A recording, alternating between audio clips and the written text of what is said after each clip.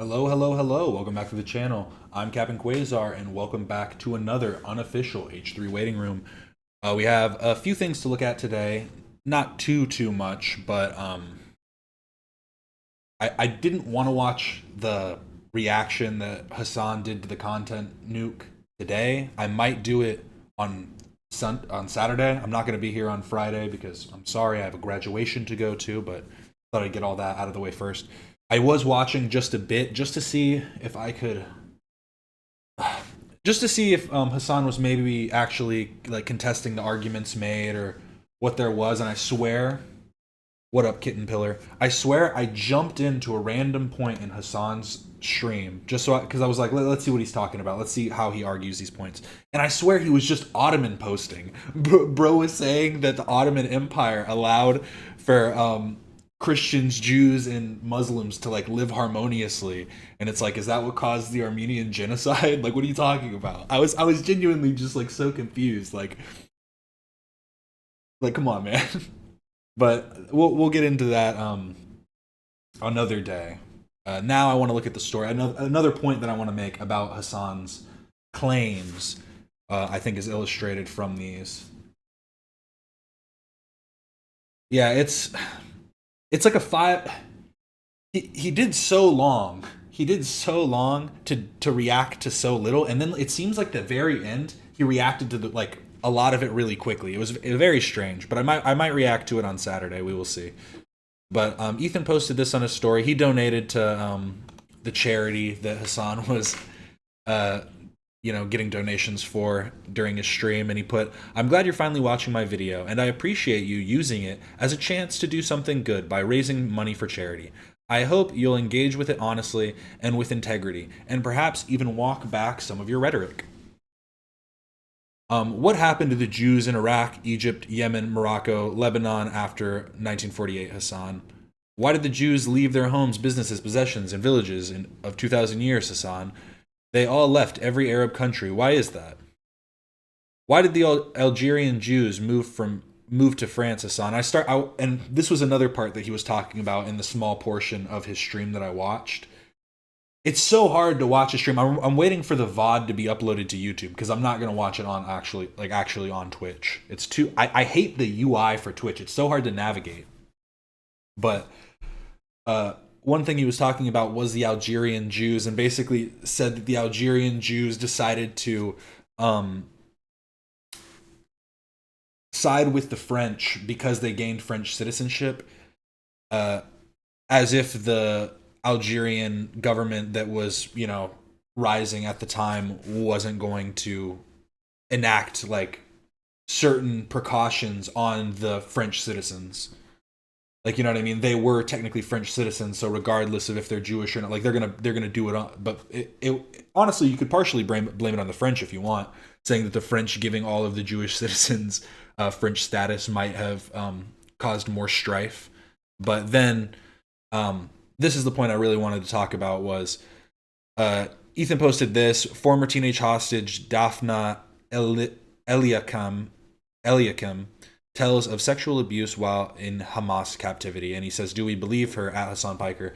And Hasan was also hinging on this point that he never denies rape in captivity. He only denies the he doesn't say systematic or systemic. He says systematized, which would imply that he's only saying that he doesn't believe the rapes happened as a form of the government like enforcing like an aim to do the rapes. It's a very strange articulation of the thing, because personally I never assumed that it was like a governmental aim that they were telling their soldiers to do this. The way that I kind of at least like digested the information was that it seems that their military forces don't have a problem if their soldiers are doing it. Like the government isn't holding the specific soldiers that are doing that accountable, and their fellow soldiers aren't going to like stand up and do it. If you want to consider them soldiers, I mean they're a militarized force, so terrorist soldiers, they're still soldiers.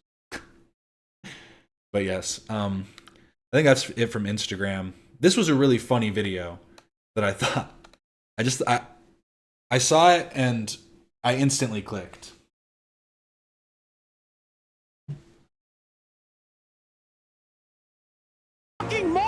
See, exactly. It doesn't matter if the government tells them to do it or not. It matters if the government then, if the government afterwards stops, or like holds them accountable for the actions committed. Because if not, then they need to, like, obviously then the government needs to be held accountable by, you know, the UN or whatever would be the case. But yes. You fucking moron! You racist piece of shit! Ethan. Ethan. Yes, sir. Ethan. Watch it. Take a deep breath. Uh-oh, cherry act. That we have. I'm not going to let you cherry act to me, buddy. You grab that Dr. Pepper. I'll wait. No, I said I'm listening to you. Don't worry. I was just grabbing another soda. Go ahead. Are you not embarrassed by this Joe. armpit hair? It's so cringy, bro. It's like so weird. What? Please, Son, for your own mental sanity, stop trying to do this. I'm pro-terrorism, Ethan. Welcome in, Paula. Violence is inevitable, Ethan. You fucking moron! You racist piece of shit! Oh my God. Maybe I will watch the context puke. 2 years ago, I interviewed. Amazing. And then he did watch the content nuke, and he only let somebody come in at the very end, and it was Idubbbz came in. I see. I need to watch it purely to see the interactions that Idubbbz has, because I was like, oh, Idubbbz comes in at the end. Let me see when he comes in. He came in and immediately dabbed, and I was like, bro, he's never defeating the Unk allegations. He's too old for this shit. We can't keep letting him get away with it. But this I found interesting. People were talking about this on the Reddit, and basically Piers Morgan had Kanye West on, but for some reason he had Sneako with him, and Kanye West just walks off like halfway through. So I did want to check this out just to see what is actually going on. I'm gonna put it a little bit faster. The Brits talk too slow. But yes, he called him a coward too for walking off. 2 years ago, I interviewed Kanye West on Uncensored after he'd made global headlines for anti-Semitic outbursts. Most outrageously, he tweeted that he wanted to go DEFCON 3 on Jewish people. It was a heated interview. It was a long interview. I held him to account. I told him his remarks were offensive. He caused many people a lot of pain. And he gave me some back, of course. He called me a Karen. Fair enough, I can take it. At least we had a mostly grown-up conversation. These constant tirades, Ye, against Jewish people. Have you felt my pain yet? You haven't felt my pain. You don't want to feel my pain. No, you don't hold You don't hold accountability to my pain. You're being a Karen. Do you believe that you have any form of mental illness? I believe that I suffered from exhaustion. I suffered from being lied to constantly. I mean, you are insufferably exhausting. Similar. By the people around me, by my management, by my ex-wife. Do you still love Kim? I absolutely love. I'll love her for life. That interview lasted 2 hours in the end. We covered a lot of ground. There were moments of tension and moments, I think, of mutual understanding. Yeah, he got up and walked off at one point, but he had to think about what he wanted to say, and then he came back and he said it. And we'll have the top lawyers like a Johnny Cochran, Robert Kardashian level legal team, looking at all of these contracts together. After that moment happens, then I will say, I'm sorry. Okay, if that's your position. Interview adjourned. Love you.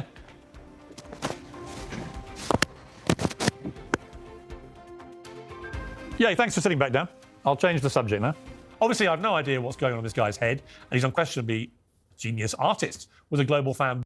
You can't mic drop, walk away, and then come back and pick the mic back up. It just doesn't work. It puts you in an aura deficit. He's completely drained now. He's some massive talent. He's did most of his life under the microscope. That's what put him down. That was the final nail in the coffin, was coming back after trying to do the walk-off. Of intense fame, and that pressure alone can make people behave very oddly. Back then, I was trying to understand if Ye had any regret or remorse for what could have been a relatively isolated incident or some kind of episode.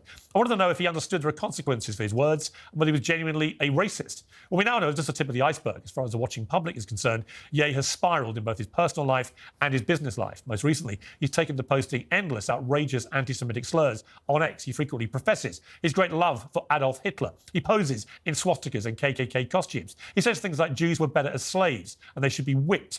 We all know this because X has allowed him to carry on doing it to his 33 million followers. I've argued for a long time his account should be shut down. It should be stopped. That's my opinion. I believe passionately in free speech and I detest censorship because I believe in the importance of sharing honestly held opinions in a democracy. But posting endless, vile, anti-Semitic insults, encouraging violence against Jewish people in these unhinged tirades on a privately owned platform has got nothing to do with free speech.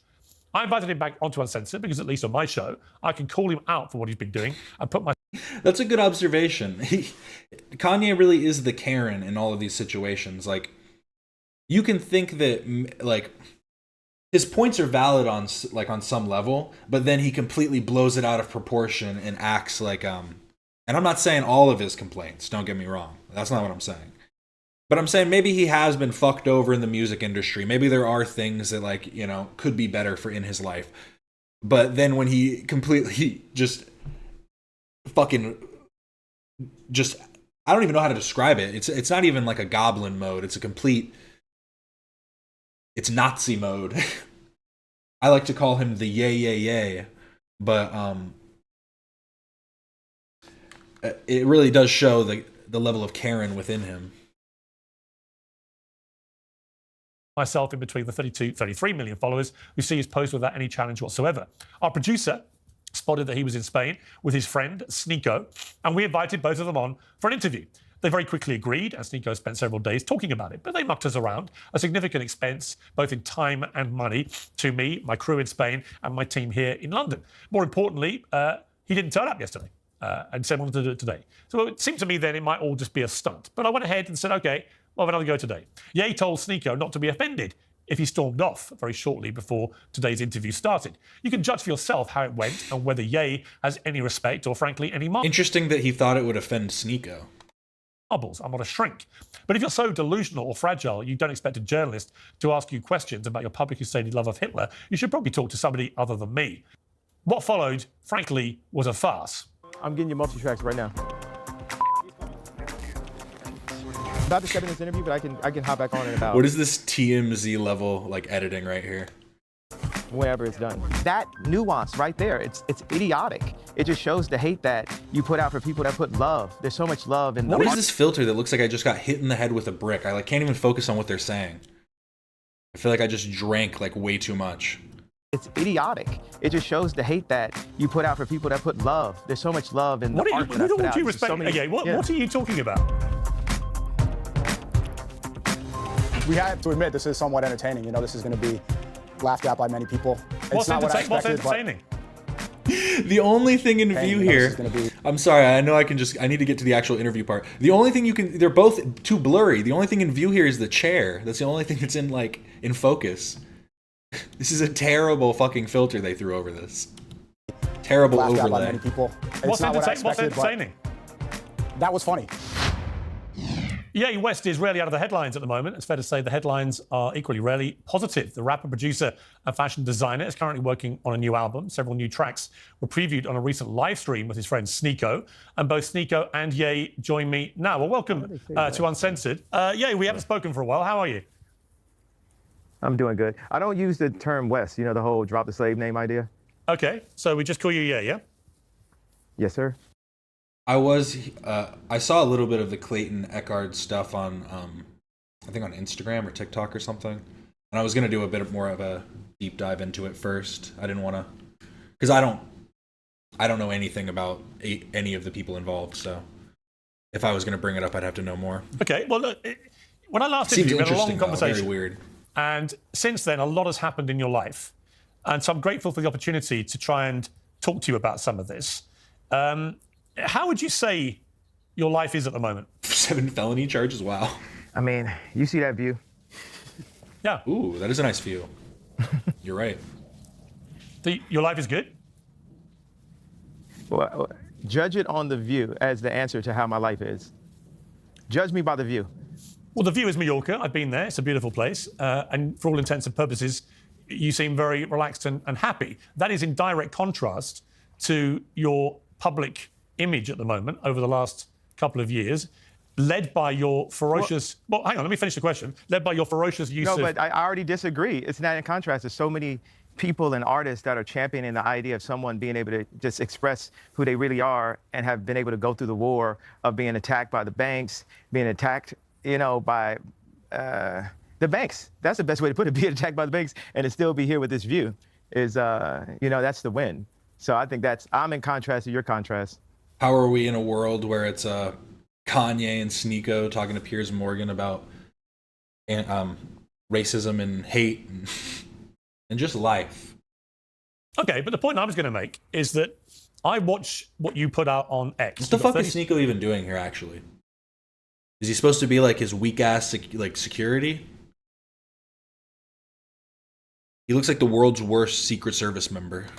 2 million followers. So you're one of the most followed people. See, wait. Now look right now. You're not gonna take inches off my dick, bro. Like, how many followers do I have? Well, how many is it? I think you could do the study. You got a whole staff over there. I thought it was 32 million. How many is it? You obviously know. Don't help them out. They. I'm told it's 33 million now. So congratulations. You're slightly bigger following than. Why is he just doing fucking hand signals? He didn't even say a word there. Just keep going. Don't help them out. They. I'm told it's 33 million now. So congratulations. You're slightly bigger following than I thought. No, congratulations. The information is correct. You're not just some, dude trying to sub. I'm a gift, bro. You know what I mean? Why do all you people in media act like you haven't played my... Just two cucks chilling with peers? Just two cucks by the pool? We can say that for real now because there's that video that came out of Kanye being like, I watch sometimes. Sometimes I'll be like standing outside the door. That shit was wild. My songs at your weddings or graduations or at funerals or when your child was born. You take somebody that's living like a Lennon, a Michael Jackson, and you just take all this time to just... Oh, did he mean John Lennon? I thought... You don't just say Lennon. Like Lennon, Michael Jackson, right? Did you say Jordan? Still, I thought he was... Like that nuance right there, it's idiotic. It just shows the hate that you put out for people that put love. There's so much love in the art that I put out. What are you talking about? I haven't said anything. What are you talking about? It's dirty. Okay, now you're not taking accountability or responsibility. You said you implied I haven't played your music. Of course I played your music. No, sir. This is what you get for now. We can circle back when you can count. Okay. He immediately walked off. Great. That's amazing. Is the rest of the interview with Sneako? Where's he gone, Sneako? Say something. Yeah, that's it for Ye. But it's nice to meet you, Piers. Where's he gone? I think he's going back to work. There's several things he's working on. I was not aware he was going to leave like this, but it seems like he got upset about the... So it's all just a game, is that the idea? Well, life is a video game, is it? No. No, not at all. I just wonder what the point of this exercise was. Was he supposed to do an interview or not? He's supposed to do an interview, but the amount of Twitter followers, something like that, it's patronizing for no reason. You said his name incorrectly. His name is Ye. This is very public about that. Hopefully we could do it. I think this was good. We were prepared for a good interview. But come on, you know what you were doing. What do you think I'm doing? I think you were trying to patronize very intentionally by getting those two things, under his skin. Maybe it could have been about past interviews or because of what happened yesterday. But, this information is not that difficult to get right. So Sneako's trying to say because he got his Instagram following a little bit off and called him Kanye instead of Ye, the name that he's been known as for most of his life. Like, I understand when people change their names, we should respect that. If they're trans or not, that's just kind of someone wants to change their name, but he didn't change his name enough for us to make that cognitive difference. It's like a nickname almost. My life is like a video game. Yeah, we called him Ye, and we got his Twitter following count wrong by 1 million, from 32 to 33 million. Also, for the record, you guys dicked us around yesterday, and you seem to find that very entertaining and amusing in your live stream, which I'm sure you will now. You kept all my crew in Spain and here waiting, and then wasted their time. And then you got us all back now, and you've wasted our time again. And you again may find that funny and entertaining, and that's fine. I don't. I think it's a total waste of... Do you think Sneako and Kanye were giggling about this after? They're like, we got him. Oh my God, we got him. everyone's time and effort and money. Well, it is. I was ready for the interview yesterday, too. My time is important as well, regardless if it was wasted. We have to admit this is somewhat entertaining. I think he realized that if he gave up the Twitter handle Kanye West, somebody would grab that immediately.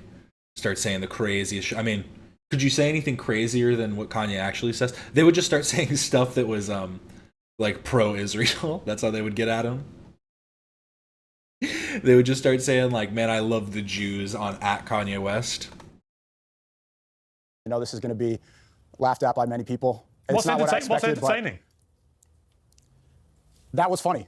That's undeniably walking off right into the beginning of an interview is funny. Yeah. Why? Explain it. Out of interest, what do you do with him?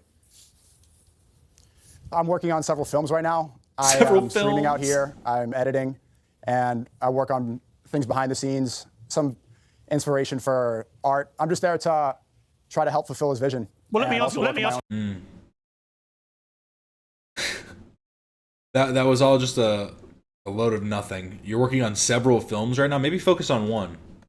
The questions I would have asked him. So, I mean, out of interest, what is with his obsession with Hitler? Why is he so rampantly anti-Semitic? I'm not going to answer questions on his behalf. Well, you're going to have to because he's not there. On his behalf. He's not there. What's that? He's not there. Literally, he's dropping a track today called Heil Hitler. Why are you happy to be associated? Did he actually? With somebody like that, out of interest? I'm not going to speak on his art and his vision. I'm asking you why you're happy to be associated with somebody who most of the world believes is now a rampant anti-Semite. Well, you're associated as well. Your show is called Piers Morgan Uncensored. Yeah. You tried to get him censored on X. And here you are on the days we're going to release the song doing an interview with him. So we're all involved here. It's not like I'm the only one complicit. Yeah, the reason I wanted to get him on was because I don't think anyone holds him to account for anything he does on X. And in fact, he deliberately breaches all of X's rules, and yet he does it with impunity and is allowed to do it, whereas millions of other accounts get suspended for far less offences. So I was going to ask him directly, which is why I mentioned his X following. I was going to ask him about what he puts on X and why he does this, why he continually attacks. I can't find the Heil Hitler thing, but I went on his Twitter and immediately saw this. Fuck first, ask questions later. Insane. Actually insane. Jewish people, why he continually celebrates Adolf Hitler. And then I'm curious about, given he's not there, can't answer these questions, what your association is with this guy and whether you're comfortable to be associated with somebody who most people consider to be an anti-Semite. I think I just answered this question. These are good questions. I think I just answered half of that. We haven't answered the question, have you? But, I mean, I did. You said, what are you doing out here? And I said, I'm doing films and I'm recording behind the scenes and I'm streaming and I'm editing and helping fulfill his vision. Have you been helping him with the track Heil Hitler? No, I don't. I'm not a music guy. And if you wanted to get questions about his Twitter or X correct, then you should have got the number of followers correct. That was something intentional that you knew what you were doing. So I got if you the know size of his everything dick about wrong. what he's Is tweeting, that what you say? Well, if you know everything else that he's tweeting, you should have got that right as well. Oh, don't be so pathetic, Sneako. Honestly, what you're trying to do is you're trying to get good content which will promote you, Sneako. And I'm just curious how you, Sneako, deal with the fact that you are so openly associating yourself now with somebody who seems to worship Adolf Hitler and is pro the Nazis. Do you feel comfortable about that? No, we worship God. No, he worships Adolf Hitler. I'm here promoting this. We could talk about how pathetic it is Adolf Hitler. That you were essentially working for Israel up until a couple months ago and promoting when was I working for Israel? Like genocide and not pushing back. When was I working for Israel? If it's pathetic to make films behind the scenes of one of the greatest living artists, probably the greatest living artist. Well, he certainly was. To point the finger he at certainly was a great. He was a great artist. Unfortunately, I wouldn't say he's one of. I mean, he's one of the greatest artists, but to claim Kanye West is the greatest living artist.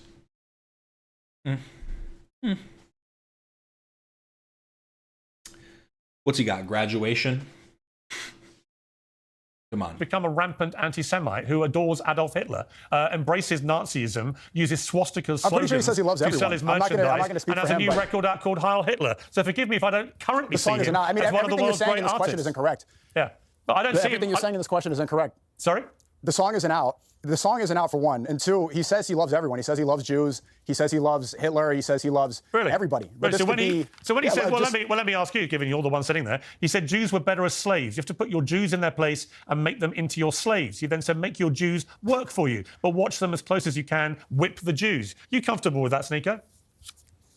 I find it funny. That's not something that I would do personally. I don't whip. How much do you want to bet Kanye is standing like right here, like just off to the side? He loves everyone. Funny, do you? Whipping Jews? Using Jews as slaves? You think that's funny? Yeah, didn't he said they were better as slaves? Okay. Of that is funny, yeah. What? What's the context? Any sense of I'm humor missing from the that. No, don't say I'm missing the context. What's the context? humor. What's the ridiculous. humor? I mean, do you want me to break down a joke for you? You think it's a joke, do you, about whipping Jews? Yeah, I'm pretty sure it's a joke because I've been here for a couple weeks and he hasn't whipped any Jews. Really? So because he hasn't actually... Hitler wasn't the one waving them into the to the fucking gas chambers. You think Hitler was doing the actual slaughter campaigns? Like, bro, come on. actually whipped any yet. Yeah, That's a joke. he really has. Yeah. Really has. But Piers, before I leave, I don't want to speak on his behalf. If you're agreeing Well, what that choice he's do we the have? You greatest sent living this artist thing. right now, You sent this file. At the beginning of this interview, Sneako was the cuck watching Piers and Kanye yell at each other, but now Kanye's the cuck watching just off to the side, watching Sneako and Piers. They just cucked each other. Interesting. These dictators around. Might not You're have been the one first time.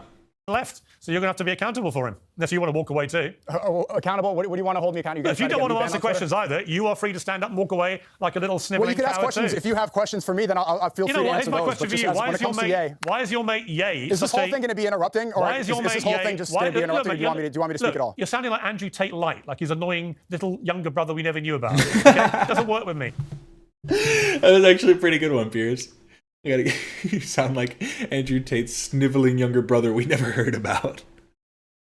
Okay? You set this thing up. It's obviously some kind of elaborate prank. Okay, that you're your pulling team asked with me to your do mate this. Ye. If you want to be But given that Netanyahu you- light on TV, given you want to make, given if you want to be okay, Dave you think it's all Portnoy with a funny, suit, that's fine. then sure. If you want to do ad hominem attacks, then why invite someone on your show? I set this up because your team asked me to do it. I Yeah. did everything that I could. If I knew that this would, I'm not here wasting your time. You're angry at me for setting up an interview that you wanted. If you have questions for me, I'm happy to answer those. Here's If you my want to keep question. doing Why did insults, you? there's no point in me being here. Why did Ye stand up like a sniveling little coward and walk away before I could ask him difficult questions? For the third time, Piers, I don't know if you have a hearing problem, but I'm not going to answer questions on another man's behalf. But Really? thank you for Even though having you me. If set would up like the to talk interview with one-on-one him. another time, that'd be great. Yeah. Okay, Well, thank tell him you. from me he's a sniveling little coward.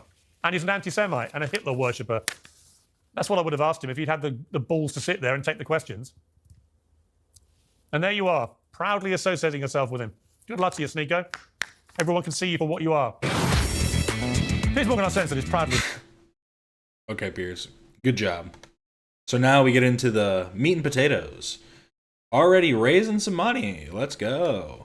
But this is by Cameron F305. Content cop, Idubbbz. Imagine he gets a cease and desist from Idubbbz being like, hey man, content cop is I own the copyright to content cop. I have that trademarked. You're gonna have to take this video down. I own this suit. But yes. No, yeah, Sneako definitely started turning his voice slowly into that Andrew Tate cadence. But yes, let's get right into it. Our silence means something. It means that we would like to pause this relationship. Stop it, I'm powerless. No, you have a ton of power. That's exactly what you get for being filthy rich. I don't think anyone deserves that level of cruelty or hate whatsoever on my end. I was morally grandstanding and acting as if I'm any better than any of these people that I'm speaking with. What we do here is I was about to say he's basically doing an audit what is it? Audit the audit for content cop. back.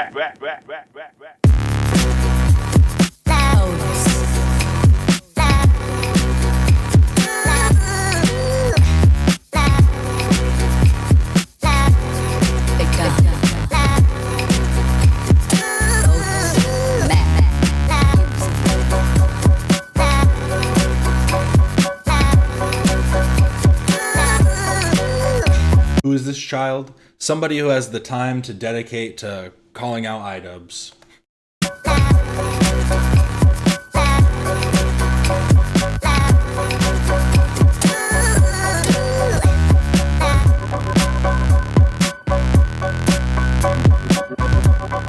And I'm going to come at this from as an unbiased third-party perspective. Don't look at the title of the stream. I'm going to come at this as a true analyst, trying to uncover the truths and lies from both ends.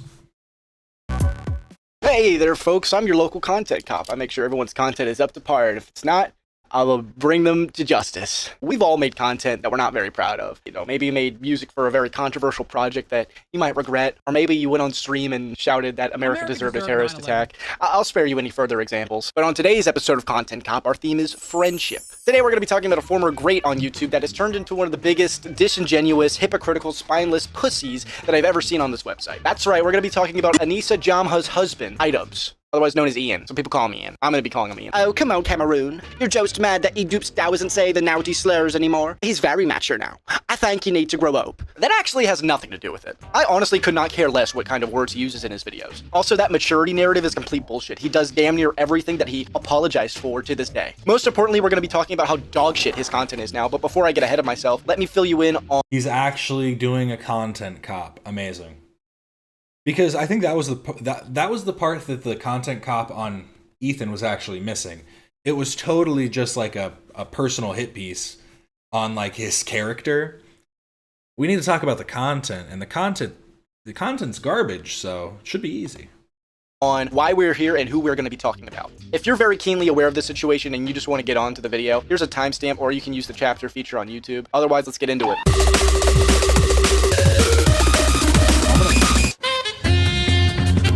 Turn this down just a little bit. You need to work on your levels, bro.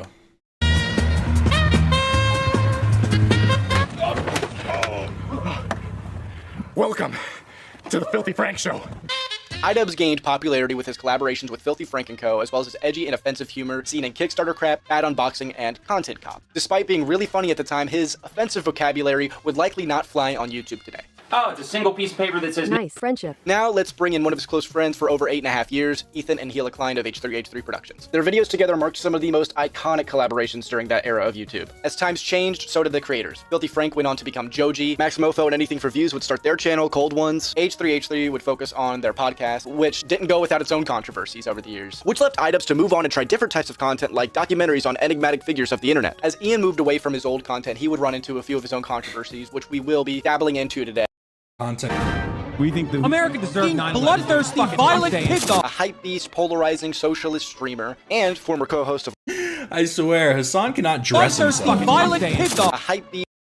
Dude, you are a big guy. How do you even get pants this oversized?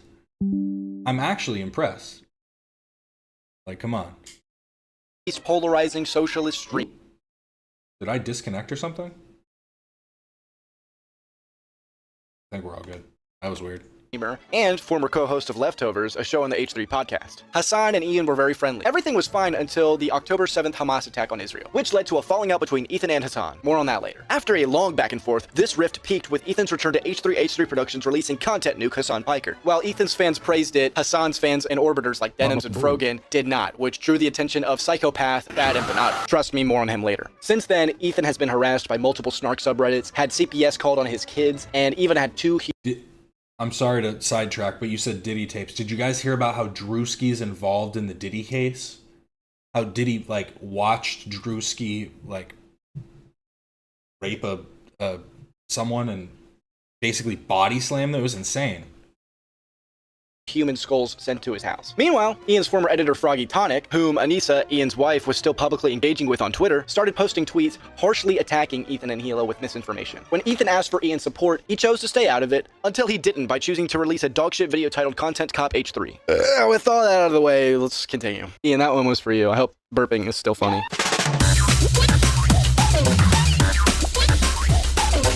To start, let's look at Ian's video, I Miss the Old Idubbbz, and see what his principles are now that he's above his old edgy content. I have made some cruel, hurtful content. The content I'm talking about specifically are content cop videos and videos where I was just generally criticizing people for very lackluster reasons. I was morally grandstanding and acting as if I am any better than any of these people that I was making content cop videos on, and I'm not. I don't think anyone deserves that level of cruelty or hate. Okay, so content cop videos were apparently bad. Ian doesn't think it's okay to morally grandstand and thinks that content cop videos are hurtful and cruel. But someone disappeared, huh? No, he's just his chin disappeared. Oh. So instead of changing your content— See, like, that's a great joke. That was really well, like, there weren't any good jokes like that in the, like, H3 Content Cop, and that's why it fell flat.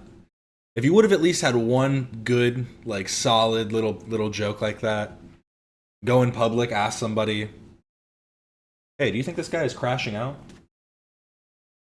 Then they would have said no. You would have looked even crazier. Actually, maybe that was a good idea. You didn't. I take it all back. Content cop format to not morally grandstand or whatever. You do the same thing, but instead of the use of slurs, you just make a hit piece on your friend of nearly 9 years. Then you include people like Denims, who have promoted malicious misinformation that has directly led to in real life harassment of Ethan's kids. So are you pro-harassment or are you anti-harassment? I can recognize that you did not deserve the hate and harassment that I sent your way. I would make, a couple videos, the content cop and the content deputy, and then I would say, okay, I'm done. For me, it was done. It was not done for the people who watch my videos. It was not done for the person who was being harassed. I didn't plan on making a content cop on H3. I don't know, maybe you just lack empathy? I have always thought that I was an empathetic person. I think only in these past couple of years have I gained the ability empathy. It sounds really pathetic. I'm really glad he shaved this mullet. It looks so bad. Like, how is your hair this ratty? Like, I'm not trying, like, I don't want to be disrespectful. I know everybody's got their own issues. But, like, come on, man. To say at the age of 32, I've acquired empathy. No, Ian. It is pathetic. My empathy meter's only maybe like a quarter of the way filled up. Maybe Ethan absorbed his hair prior to even being content copped by him. That's why Ian shaved. He felt the onset coming. Interesting. Yeah, what a perfect excuse. You haven't filled your empathy meter enough. I'm sorry I folked you over, sir, but alas, my empathy meter is only 3/4 the way full. Ian, you were 27 while making those videos, but you're telling me all of a sudden over 5 years you just, boom, gained empathy? I'm sure it had nothing to do with the fact that you would not have been able to make that content in the post-2020 adpocalypse era of YouTube, given the fact that you were teasing a new content cop before that. But no. It's because you decided to start caring and feeling empathy. Where was all of this so-called empathy in the H3 content cop? You never mentioned CPS in your video, and your veiled attempt at empathy was only sprung by the YouTube apology ratings guy not changing his rating for Ethan's apology video. But I asked him if I hadn't responded the way that I had, how would the video have... I've always thought I was empathetic. I mean, I honestly, I don't know. Because it's not a good look. It really does show, it almost, anytime anyone talks about themselves, like in the third person, explaining like, I'm actually really empathetic. I guess it's not in the third person, but you understand what I'm saying. Anytime anyone references themselves in their like demeanor, it's like, you don't get to decide how like I don't know. I feel like empathy is almost like an outward perception that other people can have. Like, for an empathetic action is like inherent. You can't know when you're like acting empathetically. Like, it's just like, it just happens. I don't know. I'm not a psychologist. Let's ask psychology in Seattle. Have ended differently, and he said, oh, absolutely. This doesn't make you look good or caring in any way. It makes you look manipulative. I was morally grandstanding and acting as if I am any better than any of these people. That's exactly what you get for being filthy rich. Ian, you are a massive hypocrite. And you know what else is massive? We're gonna take a pause from the H3 drama for a moment and take a look at Ian's changed content. It's fucking dog shit. Unlike Ian, I'm actually gonna try to provide some context here. Idubbbz would crack well over 1 million views for every video he uploaded since mid-2015. This was until 2022, after things began to dwindle for him, as his videos went from well thought out comedy videos or goofy bad unboxing videos to ranking playground equipment. To put it simply, this content is boring and genuinely unfunny. You can get pretty dangerous with swing sets, especially if you're doing. This is the type of videos he was making. I mean, to be fair, these are the type of videos that I've tried to make, where I'm like, what do I do today? At least he took the time to actually like create this board. It's kind of nice. Side by side with another person. And this isn't because he's not doing commentary videos anymore. Whenever he does, those suck as well. My studded leather sash gives me 8 strength and 8 agility, which, no. Let's do that over again. Why did I say agility? 8 strength and 8 stamina.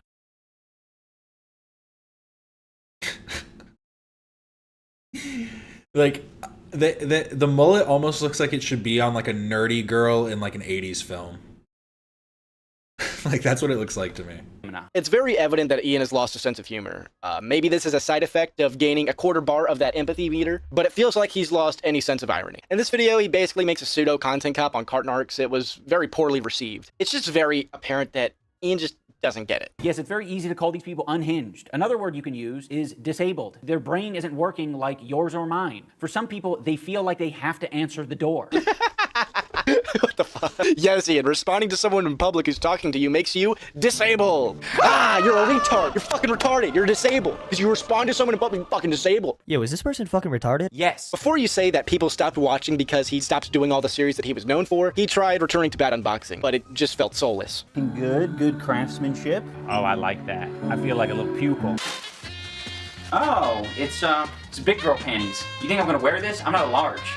I'm a medium, homesprung. Like, he didn't allow people to send in fan mail, probably because he was scared of his own audience. I've learned a lot since the last bad unboxing. Number one, do not trust strangers to send you packages. Like, nobody cares about the packages that your wife ordered from your Discord on Amazon. They want to see the whimsical shit that your audience sends you. Wait, yeah, that is so stupid. Did she really just like buy him a bunch of stuff thinking like, oh, this will be funny, these things will be funny? Nah, it really has to be just random, because they would basically send him like, he's lucky he didn't get like a fucking bomb or something, just some straight anthrax. Because yeah, honestly, giving up your address or PO box asking for fan mail is a hit or miss. Should probably have the police open everything up first to get a reaction out of you. I'm Jewish. The only good piece of content around this era was his collaboration with Max and Chad, not only because it was nostalgic, but because Max and Chad are genuinely funny. Create a clash. Punching, boxing, fighting. Money. Money? Sponsorship. Okay. Manscaped. Yeah. Failure. I was just kidding. Max and Chad haven't aged one day. Meanwhile, Ian just looked like he got out of rehab for meth. Most underwhelming reunion I've ever seen. If this was Ian from 7 years ago, this would have been a lot less dry. I feel like he's constantly trying to be on his best behavior for the mob. It's very clear the juxtaposition between Max and Chad versus Ian. Ian looks depressed, damn near soulless. And as a former fan of Idubbbz, it was hard to come to terms with the fact that Ian just isn't funny anymore, which sucks. Alpha Bravo, this is Flaming Pegasus. We're out here looking for Deputy Washburn. Well, that's the thing. It was bad for him to allow people to send him stuff, but that's what made the content good. So trying to replicate that with stuff that wasn't sent to him is just going to be bad too. He's been missing for a while.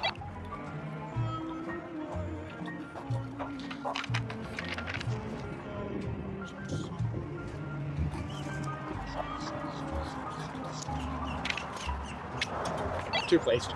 I guess I don't give a shit.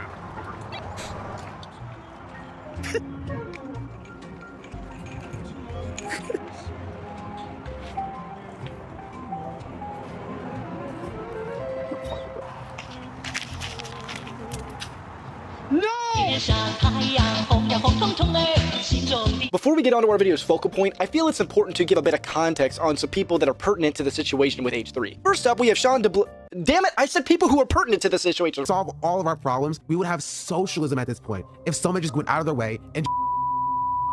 So first up, we have Frogan. I will never have any fucking pity for any fucking soldiers. U.S. military? Boo fucking who? I hope you get PTSD. The next day. You're joining them. You're like, oh my god, I want my fucking Camaro, no student loans. Fuck you. I hope you get PTSD.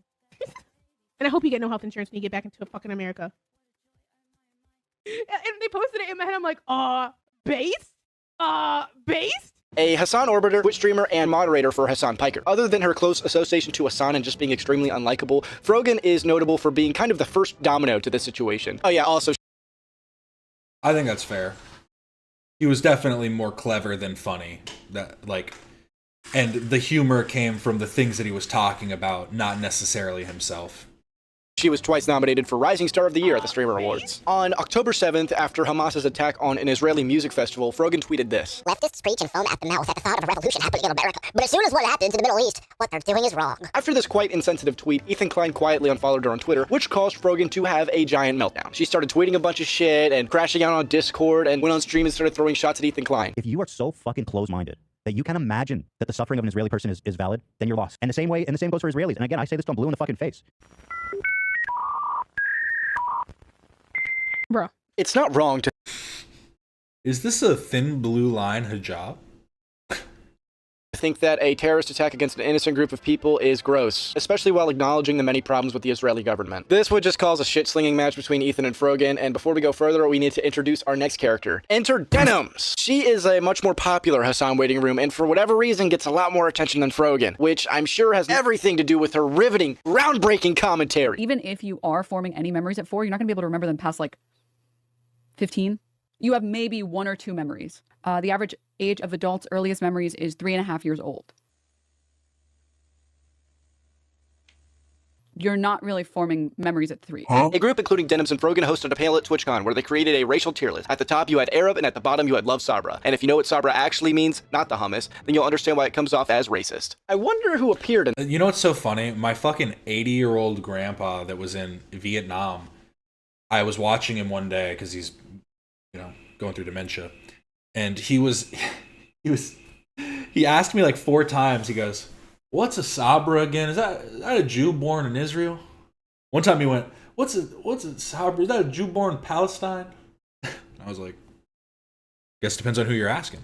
But that was really funny. I was like, even my fucking dementia-ridden grandfather understands why that was probably a weird thing to say. In that tier list. Person is one of my favorite people, Ethan Klein. I told you guys to clap. You guys are missing a category for Zionists. Well, obviously it's Love Sabra. Arab ACAB, no, it's kind of funny. Yeah, it has to be. I'll let it introduce the top slide of this this little time. pyramid scheme we got going on here. Hasan Piker. If you'd like a more in-depth history on Hasan, I'd recommend watching this video by June the King. It goes way more in-depth into Hasan than I'm willing to go into today, and the link will be in the description. To briefly summarize Hasan's content, he's an extreme leftist political streamer with breathtaking boots-on-the-ground coverage. We did it successfully. We stopped Vladimir Putin from invading Ukraine. Or maybe that was never gonna fucking happen. Like I said, it was never gonna fucking happen. They'll be like, tomorrow, there's a war tomorrow. And the tomorrow never comes. And when there's no war tomorrow, they're like, you're lying. You're fucking lying. Dude, it's gonna happen. He's also grade A at taking criticism. I believe you've done a couple videos about how dog shit I am, I think. Did you watch the videos? No, of course not. I have a policy of not really watching videos such as that one. This is a great comment. Debating Hasan is like trying to win a chess game with a seagull. It's going to knock over all the pieces, shit on the board, and fly away. This quote is originally the thing is with a chicken, but I guess chickens actually play chess. Because the idea is debating Hasan is like trying to win a chess game with a chicken. The chicken will knock over all the pieces, shit on the board, and then still strut around like it won. But I guess the fly away is Hasan going back to his stream to squawk some more. One specifically because it will frustrate me. I've gotten numb to the criticism. Like it's not. As a matter of fact, I seek it out now. You want to debate about a video you didn't even watch? Why? Yeah, of course. And he also has this quirk of blaming everything or assuming everyone who disagrees with him has ties to the disgraced political streamer Destiny. It's 100% like fucking rabid Destiny fans, dude. It's quite the strange deflection considering he fits that category perfectly. He's also known for deflecting criticism by blaming the genocide in Gaza. Go fucking yell at streamers for not covering sufficiently the ongoing active genocide in Gaza instead of coming in here and fucking chirping at me. But the main takeaway is Hasan is a socialist grifter and a walking example of a hypocrite down to his lifestyle and actions. Our next character isn't necessarily a friend of Idubbbz. Hey Chuck, don't be embarrassed of where you've been. Be proud of where you are. As far as we know, at least. But he is a central figure to the situation. Bad Empanada is a psychopath that nobody, including Hasan, likes. With the music, I was making a joke, but that was actually a little bit jarring. I'm never gonna watch a Bad Empanada video on the stream. I'm just letting you guys know. You're out of your fucking mind, okay? You think I want him to write like 700 hours worth of new YouTube essays about how I have wronged him? I don't want that. I don't want that at all, okay? He would perhaps benefit tremendously if I did watch his YouTube videos on this channel, but I'm never gonna fucking do that. I have an official blockade on Bad Empanada videos on this broadcast while I'm live. That's number one. And number two, he's not just mean on Twitter. He is a psychopath. He is not just mean on Twitter. He is the most insane person on Twitter. That is until Bad Empanada started going batshit crazy towards Ethan Klein. Then Hasan and his orbiters started peddling him constantly. Oh, dude. Okay. Okay, critical support to Bad Empanada has gone up by wide margins now, okay? Oh, dude, Bad Empanada went from bad to good Empanada. Bad Empanada went from Bad Empanada to based Empanada. To show a really easy example of why Bad Empanada is a psychopath, here's a clip of him playing a game looking to shoot and kill IDF secretaries. For those who don't know, Israeli-born citizens are required to do mandatory IDF military service, including Ethan's wife, Ela, who was a secretary. I'd like to pay tribute to Ethan Klein and the new Twitch TOS that declares Zionism. Zion is the slur. I'd like to pay tribute to him by playing the first in Al-Aqsa video game where you kill Zionist soldiers as a... No, yeah, you're right. You can smell his teeth through the screen. It's Palestinian resistance that isn't a gap in his teeth. That's a piece of dead tooth. fighter, which is the glider level. And is the Israeli army a bunch of Ethan Kleins? Like they're all on a fucking Ozempic binge. They don't understand what's going on around them. They haven't noticed me. Where do they keep the secretaries? In here? The one thing I'll never understand of why people like don't talk about this more is he was so stupid in doing this that he even recognized, like, wait, what's the point of this game? What am I even supposed to be doing right now? Like, he's actually so dumb. I'm hunting for secretaries right now. Secretary got... Another example of this guy just being a fucking peach is when he used out-of-context clips to paint some narrative that Ethan and Gila's children were contracting giardia and other unknown diseases from eating dog shit, and trying to paint Ethan and Gila as bad parents. Oh, and of course Denham's reacted to it and promoted the idea of CPS being called through her chat. Covered in dog shit. And he has kids, and his kids like crawl into the dog shit. I don't know what they do with it. I don't know if they eat it or if it's just from like contact with it with their hands or something. And CPS did end up getting called, which Bad Empanada tried to take credit for. For the sake of this video, I'm just going to list everything else on screen that he's done. Just take a look if you're interested. This final character is also a big part of the dominoes falling between Idubbbz and Ethan. It's Idubbbz' former editor, Froggy Tonic. Not to be confused with the fighter who was kicked off Creator Clash 2, Froggy Fresh. The reason this guy's Froggy, everyone knows Froggy Fresh. He's Krispy Kreme. relevant is because he kept tweeting heinous shit towards Ethan and Gila, as you can see on screen. Yeah. Froggy Fresh is an internet rapper. And yeah, so this, again, March 4th. Just learned 2 years before Ethan's dog's death, some H3 fans voiced concerns for his chronic vomiting, pointing to kidney failure, got shunned by other fans. Ethan declined the advice, stayed course, cheeses treats. Fast forward, dog dies of kidney failure at 6 years, lifespan 13 years. Saying a dog's lifespan is so, like... I don't know much about Yorkies, but are Yorkies one of the breeds that get, like, sick a lot? Because I know there's a lot of breeds that have just, like, health issues, especially if they're purebred. The neglectful of the dog things, because I think that was a lot of where Ethan started getting frustrated, and then the CPS stuff just piled on top of that. Because, like, with this guy specifically, obviously there's other instances with other people. While Ian and Anissa were openly and publicly interacting with him. What the hell? No. Froggy Tonic is the one who did all the rude speak. Froggy Fresh is the one who just made the music online, and the it depends on who, semi-racist song recently. Is this? Is that her last name? A spectrum of frogs, you're right. The frog verse. Testing. Hasan's Piker. Testing. 1, 2, 3, pussy. Testing. Hello, everyone. Henry Handjob reporting live on the scene. As you can see behind me, we have the woods where it's believed disgraced former detective Ian Jamha is residing. We have some major breaking news that he has been identified as a suspect for content uniform malpractice, otherwise known as cum by professionals. Other members of this gang, Socialist Griftorio, is known as Hasan Piker, and who can only be described as Grimace from McDonald's. Back to you, Margaret. Like, the fact that he's doing these skits, they were so easily done. He probably did these all in like 2 days, two times going out filming, and Ian couldn't have put that much effort in. Come on, bro. Idubbbz is very... No, yeah, and that's what I'm saying though. Is Ethan loved Shredder so much, and that's why it's so dumb for people to be like, because everybody loves their dogs. Like, unless they're like there's so clear instances of people being like abusive to their animals, and for some reason people love to like start grasping at straws on like these weird vague things of like, your dog got sick. Have these people never owned dogs before? Have never lost dogs? Like, come on. Very spineless. Along with his hypocritical nature, Idubbbz was too much of a pussy to piss off his new friends instead of defending his close friend of nearly 9. No, here, I'll give you my example too. I was a dumb little boy, and we had a dog. And our dog, for some reason, he was a beagle. He liked to eat rocks. We were able to get him a surgery at one point to fix, so he got the rock out of his stomach and was fine.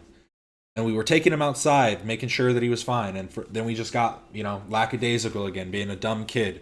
And this taught me, about caring for animals, because I realized just letting him go outside to go poop, I should have been going out there with him, because he showed that he ate rocks. And he ate rock a second time. He didn't die, but we gave him up to the Humane Society so that they could do surgery on him and give him to somebody else. And it's sad. Those type of things are terrible. And like, obviously, I look back on what I did and I could have done things better. But if you want to come at me and be like, you were disgusting, you knew what could have happened, like, come on. Are you gonna blame my dad for letting the kids like take the dog out at all? Like, come on. things happen in life, and they're sad and they're terrible, and all you can do is, you know, hope to be better like later on in life. Like we learn from our mistakes, and we're gonna keep making mistakes throughout our entire lives. 9 years who was being harassed. Harley Morenstein of Epic Mealtime recently did an interview where he talks about how he defended Ian and Anissa back during Creator Clash 2. It feels like these are the types of things that you normally do for friends. Of course, the friend I'm talking about is H3H3 Productions. Ethan and Elo were constantly defending Idubbbz, to a fault, I would even argue. You can argue it's fair to say that maybe they didn't want to get involved, and that's fine. But what's not fine is ignoring your friends after they ask you to denounce the egregious behavior of someone who at one point represented you and is currently being signal boosted by you. The clip I'm about to show you is from the episode Snark Called Child Protective Services on Us. If you want to hang out with those people and not stand up for another girl that stood up for you. She's friends with people like Denims. I know, Her dad, yeah, which I'll she's show. friends with Denims Denim. is actually participating in this whole Child Protective Service lie. Child Protective Service is even the worst thing. I mean, she said worse things about you and me. I just don't see how you can be my friend and also be friends with someone like that. The last thing I said to Anissa, we were texting before I ever talked about it. She's like, I don't care about this guy. AB and Lena have a $4,200 apartment. $420. I didn't know that though. That's LA is just fucked. I'm He's sorry. Nobody, and you know, blah blah blah. And I said, well, then you'll have no problem publicly Apartment? announcing it, right? And then from there, the conversation ended. She never replied. Anissa, Ian's wife, never responded. And what's hilarious about this whole thing is when Frogan was crashing out on stream about Ethan unfollowing her, Anissa was in her chat comforting her, saying, he'll realize what he... No, and exactly. It's like, as long as you take the right steps to protect the animals that you have and try and do the best for them in the end, that's all you can really do. You're going to make mistakes and things are going to happen. Like, I had a friend whose dog ate like a whole chocolate, like one of those like pound chocolate rabbits. The dog didn't get hurt, didn't even need to go to the hospital. But it's like these things just kind of happen sometimes. And plus, what was I going to say? And it's like, are you going to try and flip it on me and be like, you fed your dog rocks? If someone said that to me, I'd be pissed. I'd be actually furious. He's saying he's the best in a week or And so. it'd be pretty, like, honestly, it would be hard for me not to start, like, coming after the people that are, like, in their nearby circles. Be like, you really want to be friends with this piece of shit? You really want to associate with them at all? But here, let me run it back just a second.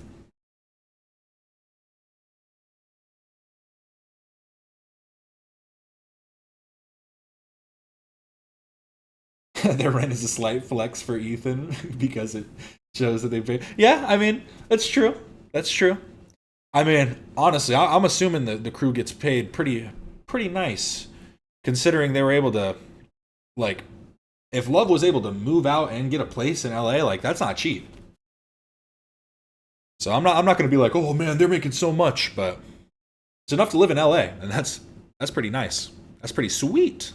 Never responded. And what's hilarious about this whole thing is when Frogan was crashing out on stream about Ethan unfollowing her, Anissa was in her chat comforting her, saying, He'll realize what he's saying isn't the best in a week or so. The cowardice behavior continued until it became pretty clear that Idubbbz probably agreed with what Froggy Tonic was saying, as he talked about it on his podcast.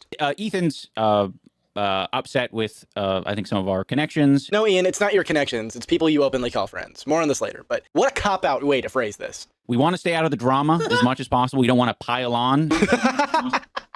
Oh, is that so? I had a lot of friends when I did my apology that did not fuck with it in the slightest. Yeah, they didn't agree. And they still don't fuck with it. Yeah. Yeah, no shit. Your apology was pretty useless and dumb. And although Paying $1,200 a month for 3 acres in a house is insane.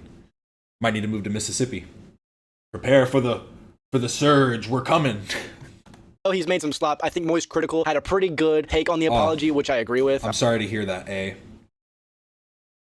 That's honestly, like, man. I would console my friend dearly if that happened. I would also try my hardest not to laugh in the moment, because if someone told me that their dog got into a plastic bag and died, that's just so crazy. That is actually like an insane thing. But yeah, exactly. Things just happen. Animals we cannot always account for. They will do the most wild stuff just on pure instinct alone. The description as well. Don't agree with it, and I don't really expect them to come to bat for me or anything if they don't agree with it. Yeah. You know, I don't expect them to speak up, period, on any of it. I appreciate that they don't. Right here is the core of why I'm showing you this clip. He doesn't agree or doesn't care about what's happening to Ethan and Hila. Maybe he just disagrees with some take that Ethan has on the conflict, like that there should be a two-state solution or that Hamas terrorists should also be condemned as well as the Israeli government. I don't know. Maybe there's some behind-the-scenes shit we don't know about. Maybe he doesn't fuck with Ethan calling people out who encourage harassment against him and his family.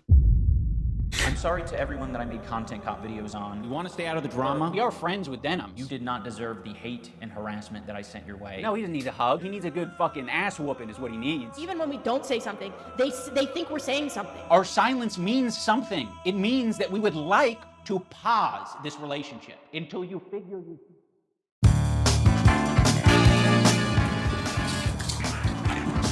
If you can rent from just an owner rather than like a realtor, you will always get a way better deal. That is very true. H3 last week. Look for independent sellers or independent renters rather than like full like realtors, because you might be able to find a better price. That's how my parents had a really like decent house in like a growing community for only like $1,200, and that they had to move like eventually because that person sold it to somebody else because the property was eventually was worth so much.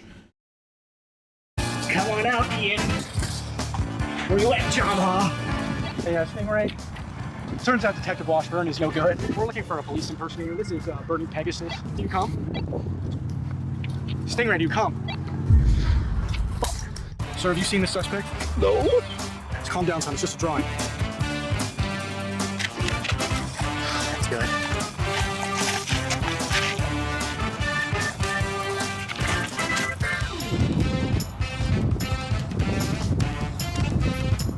Has anybody seen this man?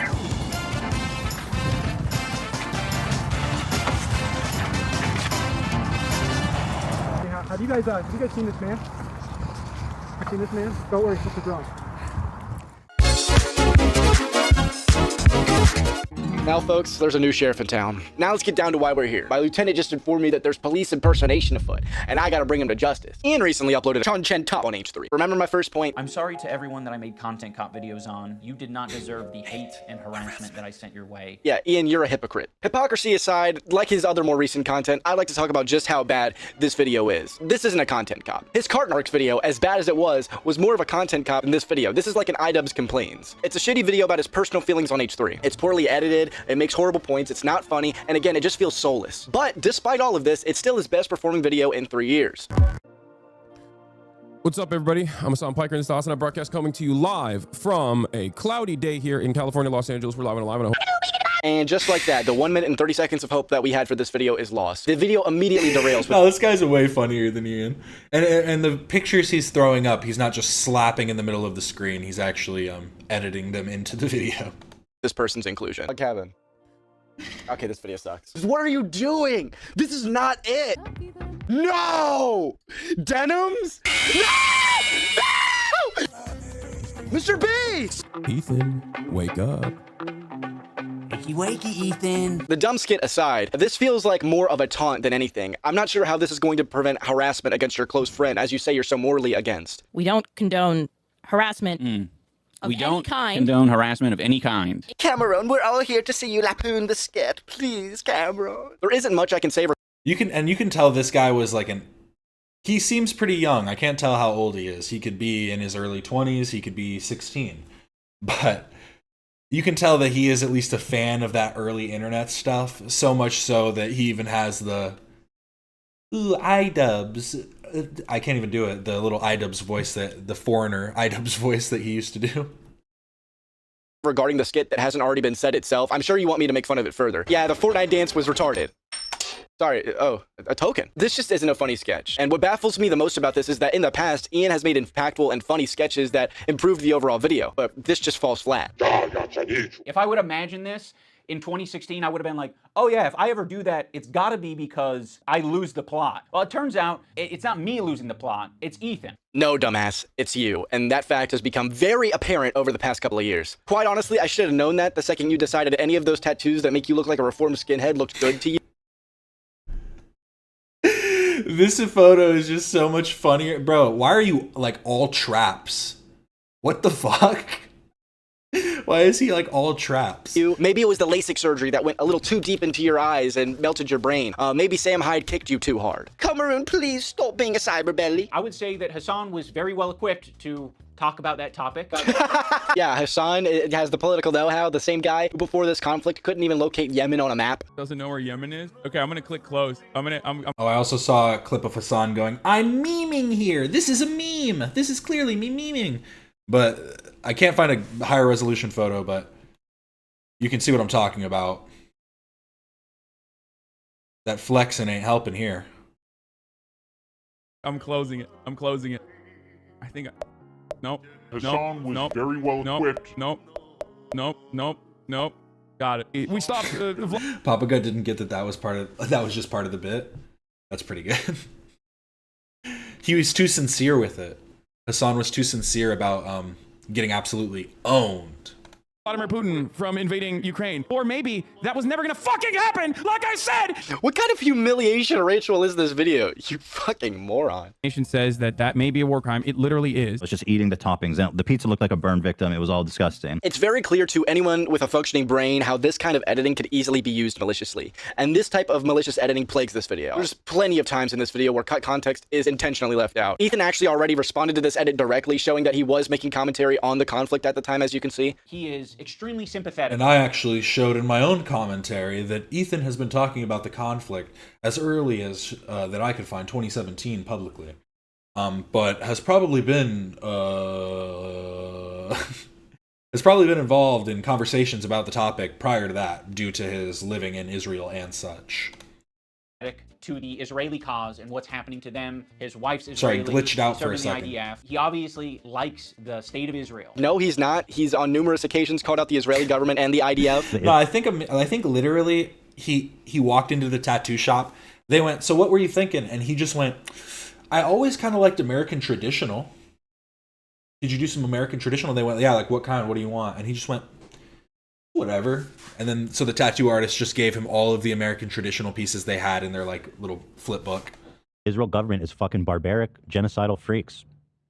And I hate them. I can't even begin to talk about how fucking bad faith it is, not to mention that Hila's military service was mandatory. It's not like she was psyched to serve in the IDF. They follow Hasan. Hasan is strictly a political streamer. No, he isn't. Half of his streams are just him eating and watching Skibbity Toilet. Throughout most of this video, Ian's points fall very flat. There are many occasions where he shows clips of Ethan that have nothing to do with the point he's trying to make and make Ian look really stupid. For example, so when they see Ethan say things that are just like not accurate and it's just propaganda, they're going to call it out. From the river to the sea essentially means the state of Israel is going bye-bye. In what way is that propaganda? The river to the sea, that's the whole thing. It's extremely reasonable to understand why people rightfully believe that. The other day, BB fired a really good guy that a lot of people are pissed about. In his past content cop videos, there was kind of this unspoken rule that Ian was kind of against criticizing people for things that they've taken accountability for. So the malicious use of this clip is...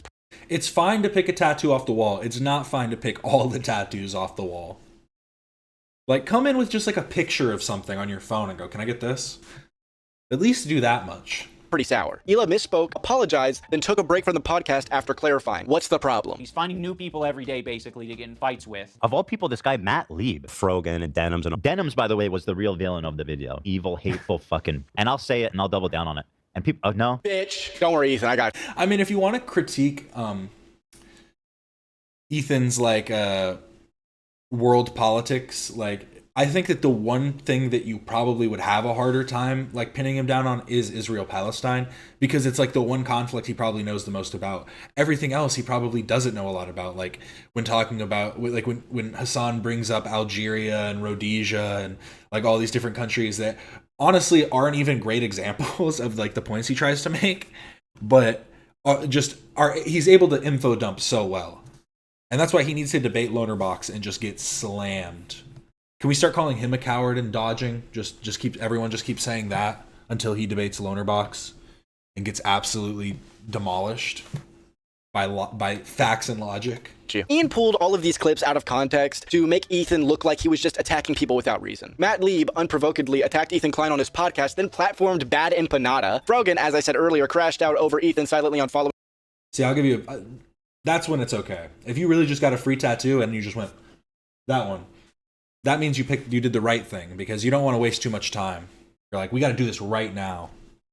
her on Twitter, and this last clip was a stream called My War on Snark, which was the second stream after the CPS incident. Ethan was calling out Denims for platforming Bad Empanada by showing and promoting. I saw Lonerbox did say that he has talked to Ethan, but I don't think it's like as much as like helping him prep or anything. I think it's really just he's talked to him to get certain information. Probably has given Ethan has probably been given Lonerbox's documents. Honestly, I'll say that. Like I would believe that Lonerbox has probably sent him his notes and been like, here's some information on these different topics if you want to pull from this.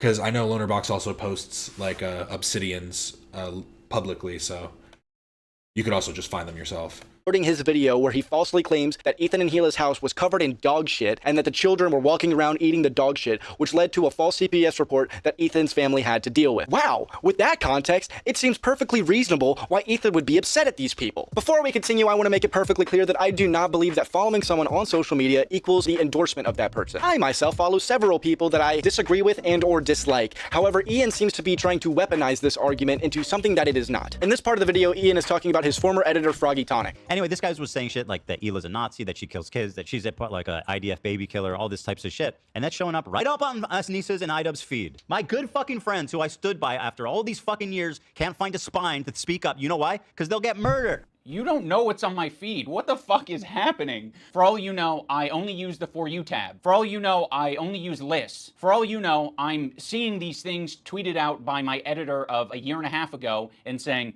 God, that is nasty. For all we know, what do you mean we do know? Anissa was literally engaging with him throughout all of this, but besides that, you literally confirmed. We talked about it a little bit, about the reaction to the nuke.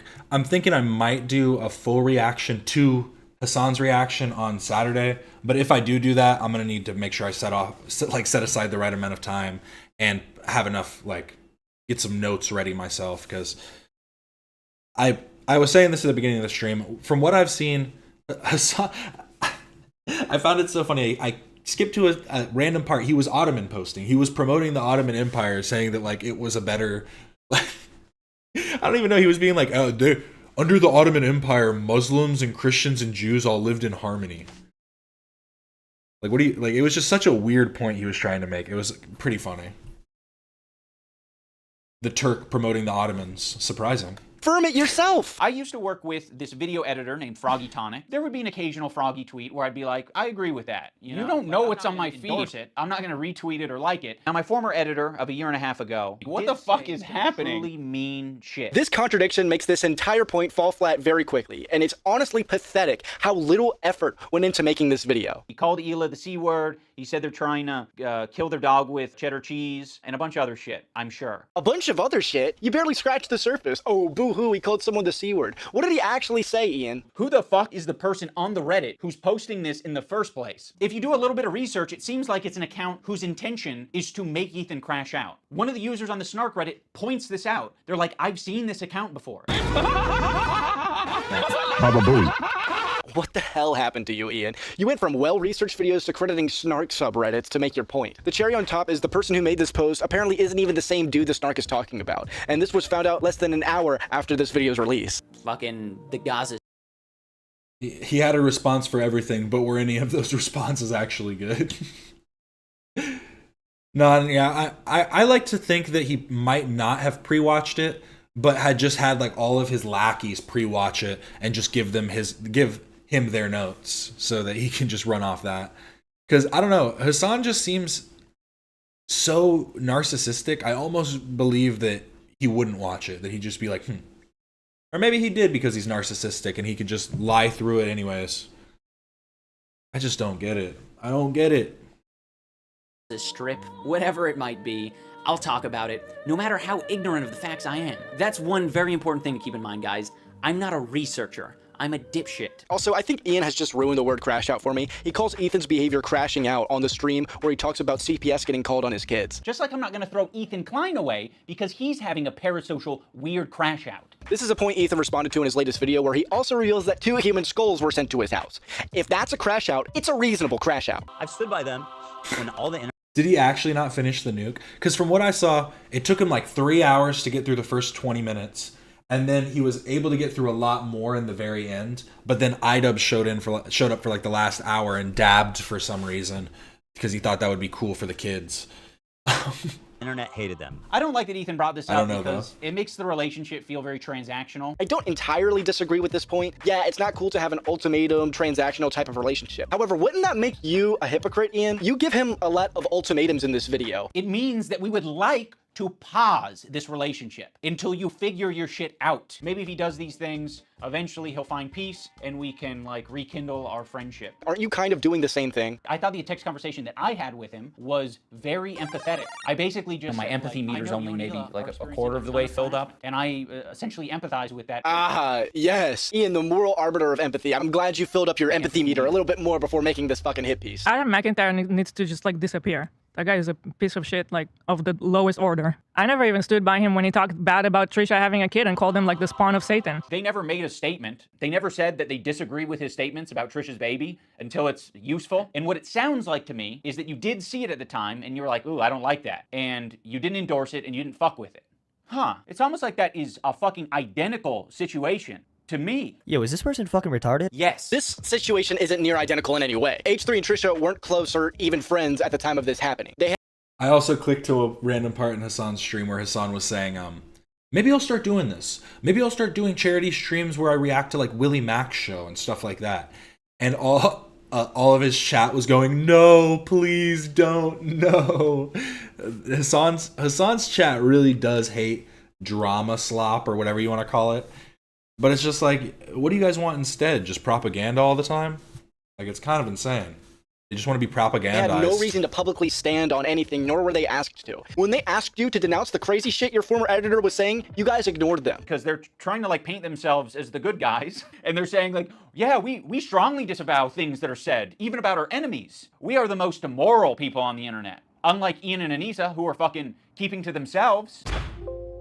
What a fucking liar, dude. But you guys weren't staying silent, dude. You made a tweet joking about the situation. Anissa was out there in Frogan's chat after the whole Twitter incident, and then you went out to make a statement about it on your podcast. If you were trying to stay silent, you did a pretty fucking awful job. Some people call it like a lol cow. Call me back.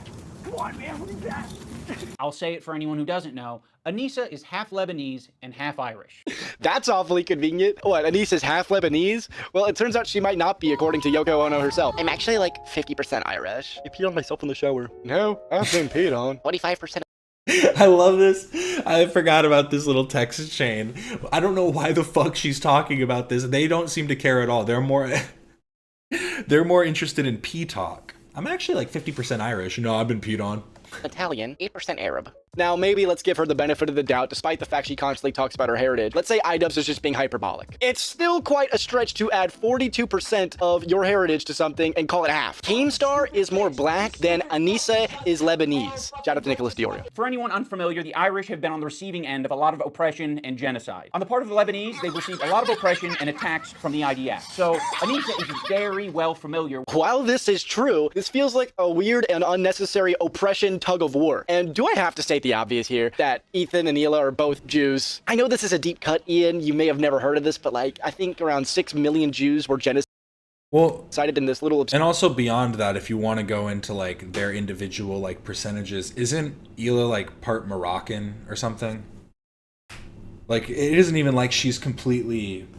Like, she isn't a Ashkenazi Jew. She has like Sephardic in her as well. So, like, I don't know, it's just... obscure thing known as the Holocaust? Huh. I wonder what Anissa's take is on that. That's a really hard question, and I think if people are being 100% honest, they give you a different answer than what you're expecting. As terrible as the Holocaust was, obviously it was horrendous, and how disgusting the doctor was that did the experiments on people, gay people, handicaps, twins. I think that's, and obviously they were obviously Jewish. Or they did it on Jewish people. They found a couple of really groundbreaking discoveries through that experiment. Name some. If you sew two men's dicks together, they can't pee anymore. Like, they were just fucking doing insane shit and being like, they died. What do you mean you can't inject them with chloroform? Okay, try a little bit less. Chlorine kills people? You caught us. We're not gonna run to your defense when, I don't know, we follow people. We be following. That's one fucked up thing that you can say about Anissa and I is when we're on Twitter, we do be following. Ooh, Yeah, Ian? Oh, how long did it take you to come up with that one, buddy? It's very malicious the way that this is phrased, as if Ethan and Hila actually care about who Ian is following on Twitter. It's the people you guys claim to be friends with openly. Spineless, I'm cowardly because I am following someone on Twitter. Now, I'm not going to sugarcoat it, we are friends with Denims. She's friends with people like Denims. I know, yeah. Which I'll show. Denims is actually participating in this whole Child Protective Service lie. You'll notice that Ethan and Hila start talking about this Denims character. Now, I'm not going to sugarcoat it, we are friends with Denims, but I would say it's the same level of friendship that we had with Ethan and Hila. It's like kind of an internet friendship. We think that she's a good person like we think Ethan and Hila are good people. H3 is clearly upset that Ian is admittedly friends. Both the twins died. Turns out that they do not have superpowers. Direct quote from... Oh my god, the angel of death said that himself. Jesus Christ, that's a terrible thing to joke about, but fuck, that was a good one. Friends with Denims. Denims openly promoted the idea that Ethan and Hila are bad parents and their kids are walking around in shit and eating shit and catching diseases. She then justified everything after CPS was called on H3 and is a terror-supporting rape denier who's yet to apologize for anything. Other than the CPS thing, which was barely an apology and it was made after the content cop. So yes, Ian, I question anyone who chooses to be friends with Denims or would openly call her. The benefit that we got from the Nazis after the Holocaust was from like their work in NASA and like their work in in Operation Paperclip and stuff later on. Not in Operation, but their work from Operation Paperclip. But then we got MK Ultra. I'm telling you, the Nazis are the reason for MK Ultra because we absorbed their Nazi scientists, and then a few years later, MK Ultra happened. Make it make sense. It's the one conspiracy theory I came up with on my own, and I will die behind. Her a good person. You also gotta love this revisionist history, the same level of friendship. I'm friendly with you, and I'd say I'm a light friend. You guys were friends for nearly 9 years. You've called Ethan and Hila inspirations. You've met his family, and now he's just a light friend? By the end of this video, what are you gonna call him? An acquaintance? Another internet creator? Yeah, we've been respecting you as independent content creators. Yes. I don't know, I think they're both probably guilty of... The fits were fire. Saying things that they don't mean for internet clout and attention. Right now, one's a little bit more fucking nasty to me than the other. Oh, I get it now. So it's about you. He's like, I don't care about this guy. He's a nobody, and blah blah blah. And I said, well, then you'll have no problem. Hitler did not have drip. Hitler was absolutely dripless. Don't let them fucking tell you bullshit. Come on, guys. You telling me bro had that shit on? No. Bro did not have that shit on. He's not even bro.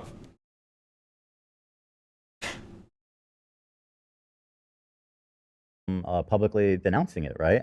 Mm-hmm. And then from there, the conversation ended. She never replied. Ethan, you can't even phrase it in a way that doesn't make you sound like you're being coercive and shitty. Well then, you should have no problem publicly denouncing it, right? Does that sound like a friend? It kind of sounds like something a powerful villain would say. You guys literally called Froggy Tonic a nobody. Yeah, I'd assume you'd have no problem denouncing him either if that's actually how you feel. Would it have been nicer and more supportive to say, we don't agree with the things he's saying and we support Ethan and Hila? Sure. Ah, holy shit, dude. That's all you had to fucking say, dude. No, I know what you're talking about. I know what you mean. I just think that's always a funny example to bring up when people talk about the SS uniforms.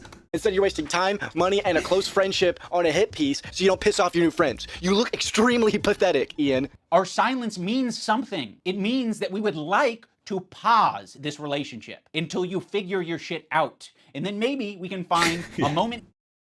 Yeah, without Hugo Boss, the Nazis wouldn't have gotten anywhere. They would have just been like, no one would have respected it. They would have been like, this shit's lame. Without Hugo Boss, they went nowhere. In time, I don't know how long it'll be, but a moment in time in the future where things are a little bit easier to broach.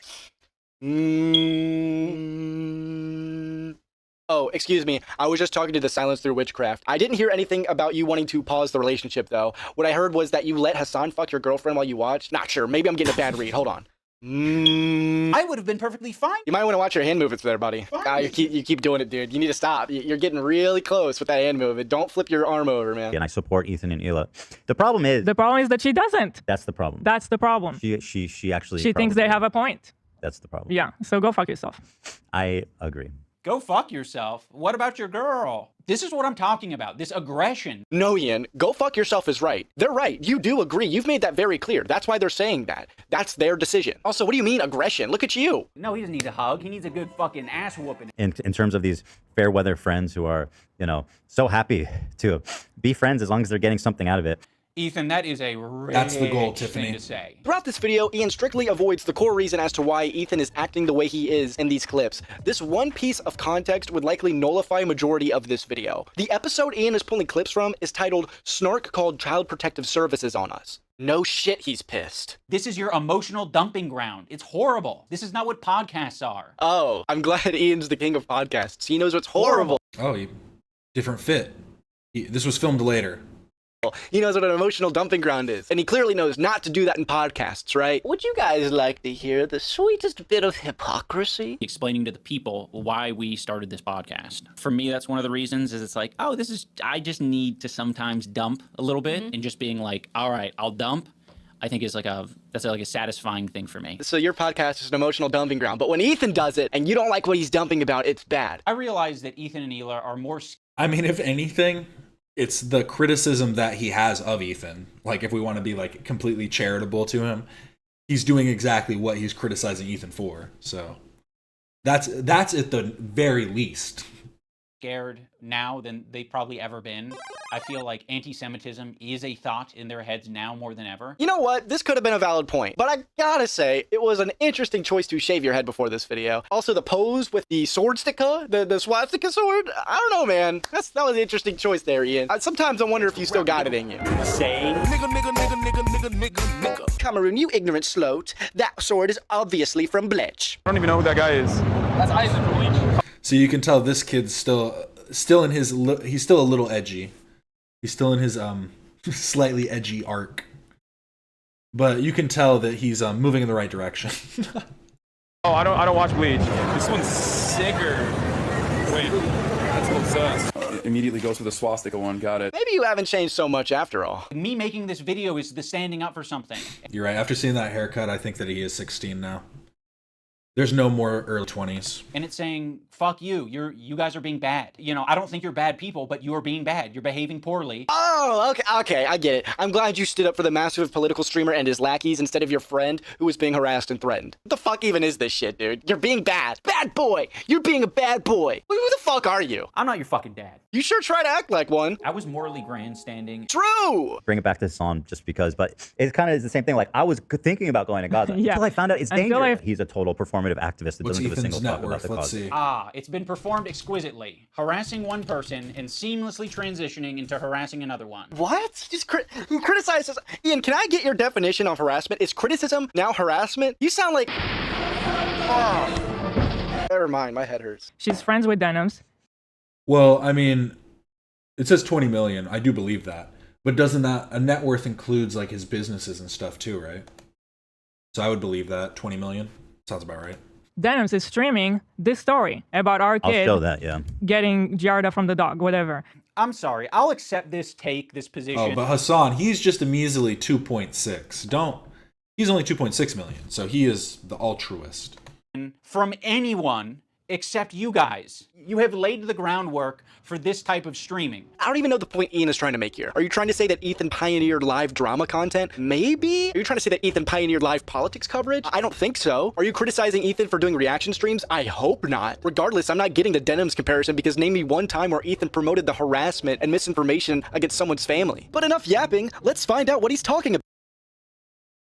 Hasan said 100 million? I looked up, okay. Ethan Klein net worth. That was what I Googled.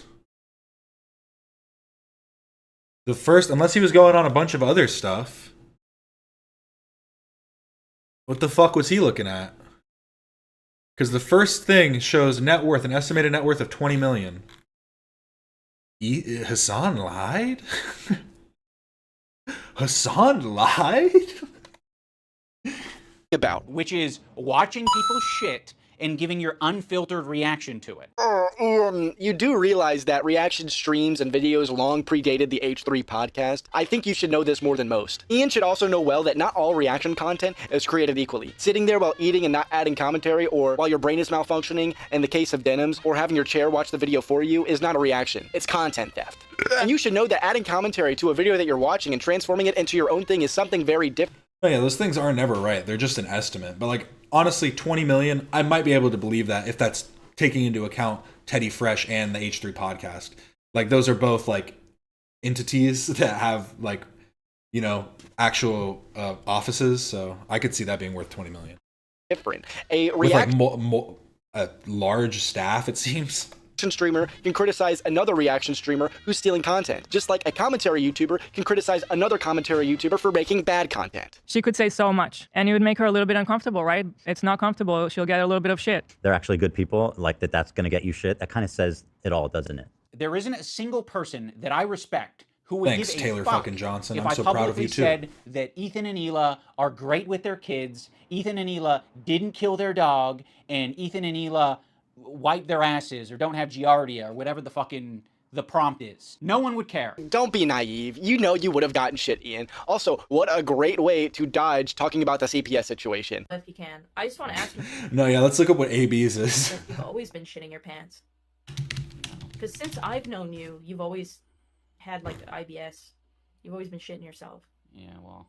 I'm not tweeting out because I'm not your fucking lapdog. That's why I'm not tweeting it out. Yeah, apparently AB is worth, this is on some random website. I don't know what this is. But it says, the fuck? $7.43 million AB is worth. He's been going up steadily since 2021. Like, come on, guys. What are they basing this on? Calculated based on a combination of social factors. Please only use it. What? So, as an employee of the H3 podcast and a standalone streamer, he is somehow worth $7 million. It's how it's true. Well, by your logic, you just made an hour-long video defending Hasan and co. Doesn't that make you Hasan's lapdog? Me making this video is the standing up for something. If you maybe accepted the phone call and we talked about it, you could have asked me, hey, what are your principles? Ethan has been on record saying that they are, that he doesn't work on Teddy Fresh as like creatively, he doesn't work on it. But I would assume he's still part owner, and plus he's married to Hila, so I think that their net worth is probably combined at this point. No fucking shot, dude. No, I don't think Ethan wanted to talk to you about your principles. I think he's got bigger fish to fry right now. Fucking muppet. Ian then goes on this retarded tangent about friends through the whole follower equals endorsement narrative, so I'll spare repeating myself. Now let's talk about the button. Ethan got this button, or kill switch, as a response to the controversy with Cutie Cinderella. He was not able to control himself in that moment, and instead of figuring out how he can change his behavior, he spent $20,000. Now, for whatever reason, Anissa's husband brings up the button. He goes on this concerned trolling rant about how Ethan refuses. I mean, hey, he's paying $4,000 a month. That sounds like $7 million to me. To change the behavior, and instead uses the button after he did a goof plus a spoof plus a gaff plus a riot while watching a video of QT Cinderella crying. I also see the Something. I'm sorry. Don't mind me. It's just really young. Look at women who are not also benefiting off of being seats. Now, if you did a tiny bit of research, It's in the same video. you would have known that the button had already been ordered at the time of this incident, so this wasn't some turning point. Ian quickly nullifies this point of the segment by saying, I think if all of us had buttons, we'd hit the button all the time. But if you don't have it, you operate differently. You think about what you're saying. You maybe plan for your show a little bit more. yeah, every network television station has a button. I stream a lot. I wish I had a button. I think everyone could use a kill switch. Ian is making a non-argument. He barely streams, and he is making this point during an edited video. You know what? I think I know a guy who could probably use that button. You fucking bloodthirsty, violent pig dog. You would kill Rick Scott. America deserved 9/11, dude. Yeah, kill them. And again, it is a dumb argument because he's arguing, why do you even try and censor yourself? Because some people, like Hasan shows, aren't good at self-censorship and need like that extra second to go, oh shit, that was a bad thing I said. Boom. It's just, yeah, it is such a non-point to make. It's kind of amazing. Kill those motherfuckers in a video. I think both the content cop and content deputy, you could probably write down every point he made on in a single paragraph, and it would still make absolutely no sense. Okay, sorry. Let's talk about the crew. I think the crew has been put in the worst working environment that you possibly can be for a fucking podcast. Every crew member has it bad. I think this part of the video, and frankly, any part of the video that mentions the podcast is malicious. Ian, I know you don't have the best business track record, and that happens, but I don't think you have the place to be talking about Ethan's successful podcast when my small YouTube channel consistently outperforms your podcast. I would be fine. Fuck. Just straight called him out, bro. Come on.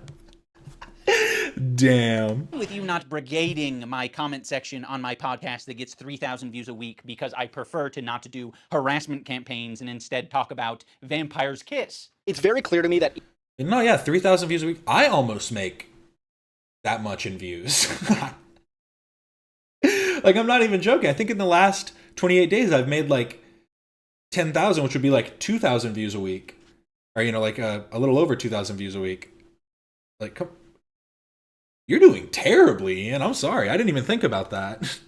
Ian is insecure about the success of his podcast, and it's not unsuccessful because he talks about niche subjects or whatever. It's because it's boring and oftentimes laughably bad. I think for me, when I really started to be like, I really don't want to be a part of this, was, I hate bringing it up, but Etika. The Etika stuff was so hard for me. Like, that was somebody who clearly was experiencing a mental health issue. And this is my attitude, like, full stop on this period. The last thing somebody who's going through something like that needs is more eyes on it. We were in it, and at the time, when we were in it, and we wanted... She's referring to us kind of going through a fucking hard time on the internet, being harassed, videos made about us, people weighing in. People still make videos about us. And on the stupid crew point, there's been very few people to actually leave H3's crew. Only one is left on bad terms. Hell, Dan's been there for like 7 years, if not more. We're a few stone throws away from Ethan's, I will say that. But Ian's is right there. We're knocking on the door. If the environment was so bad, why didn't you call it out when you were on the show a year and a half ago? You've had plenty of time. And while we're speaking on the crew, I want to take a moment to talk about AB and Lena, two beloved members of the H3 Thank you, podcast. H3 last I actually week. met We're AB going at up the in the second world. Creator Clash. He was nice as hell. I even made it into the podcast members only recap video. That aside, let's be clear here. Ian, what you did to Lena by stirring this shit up 2 months before the event is eerily similar to what you did last time to sabotage your own event. It's disgusting that you... Oh, interesting.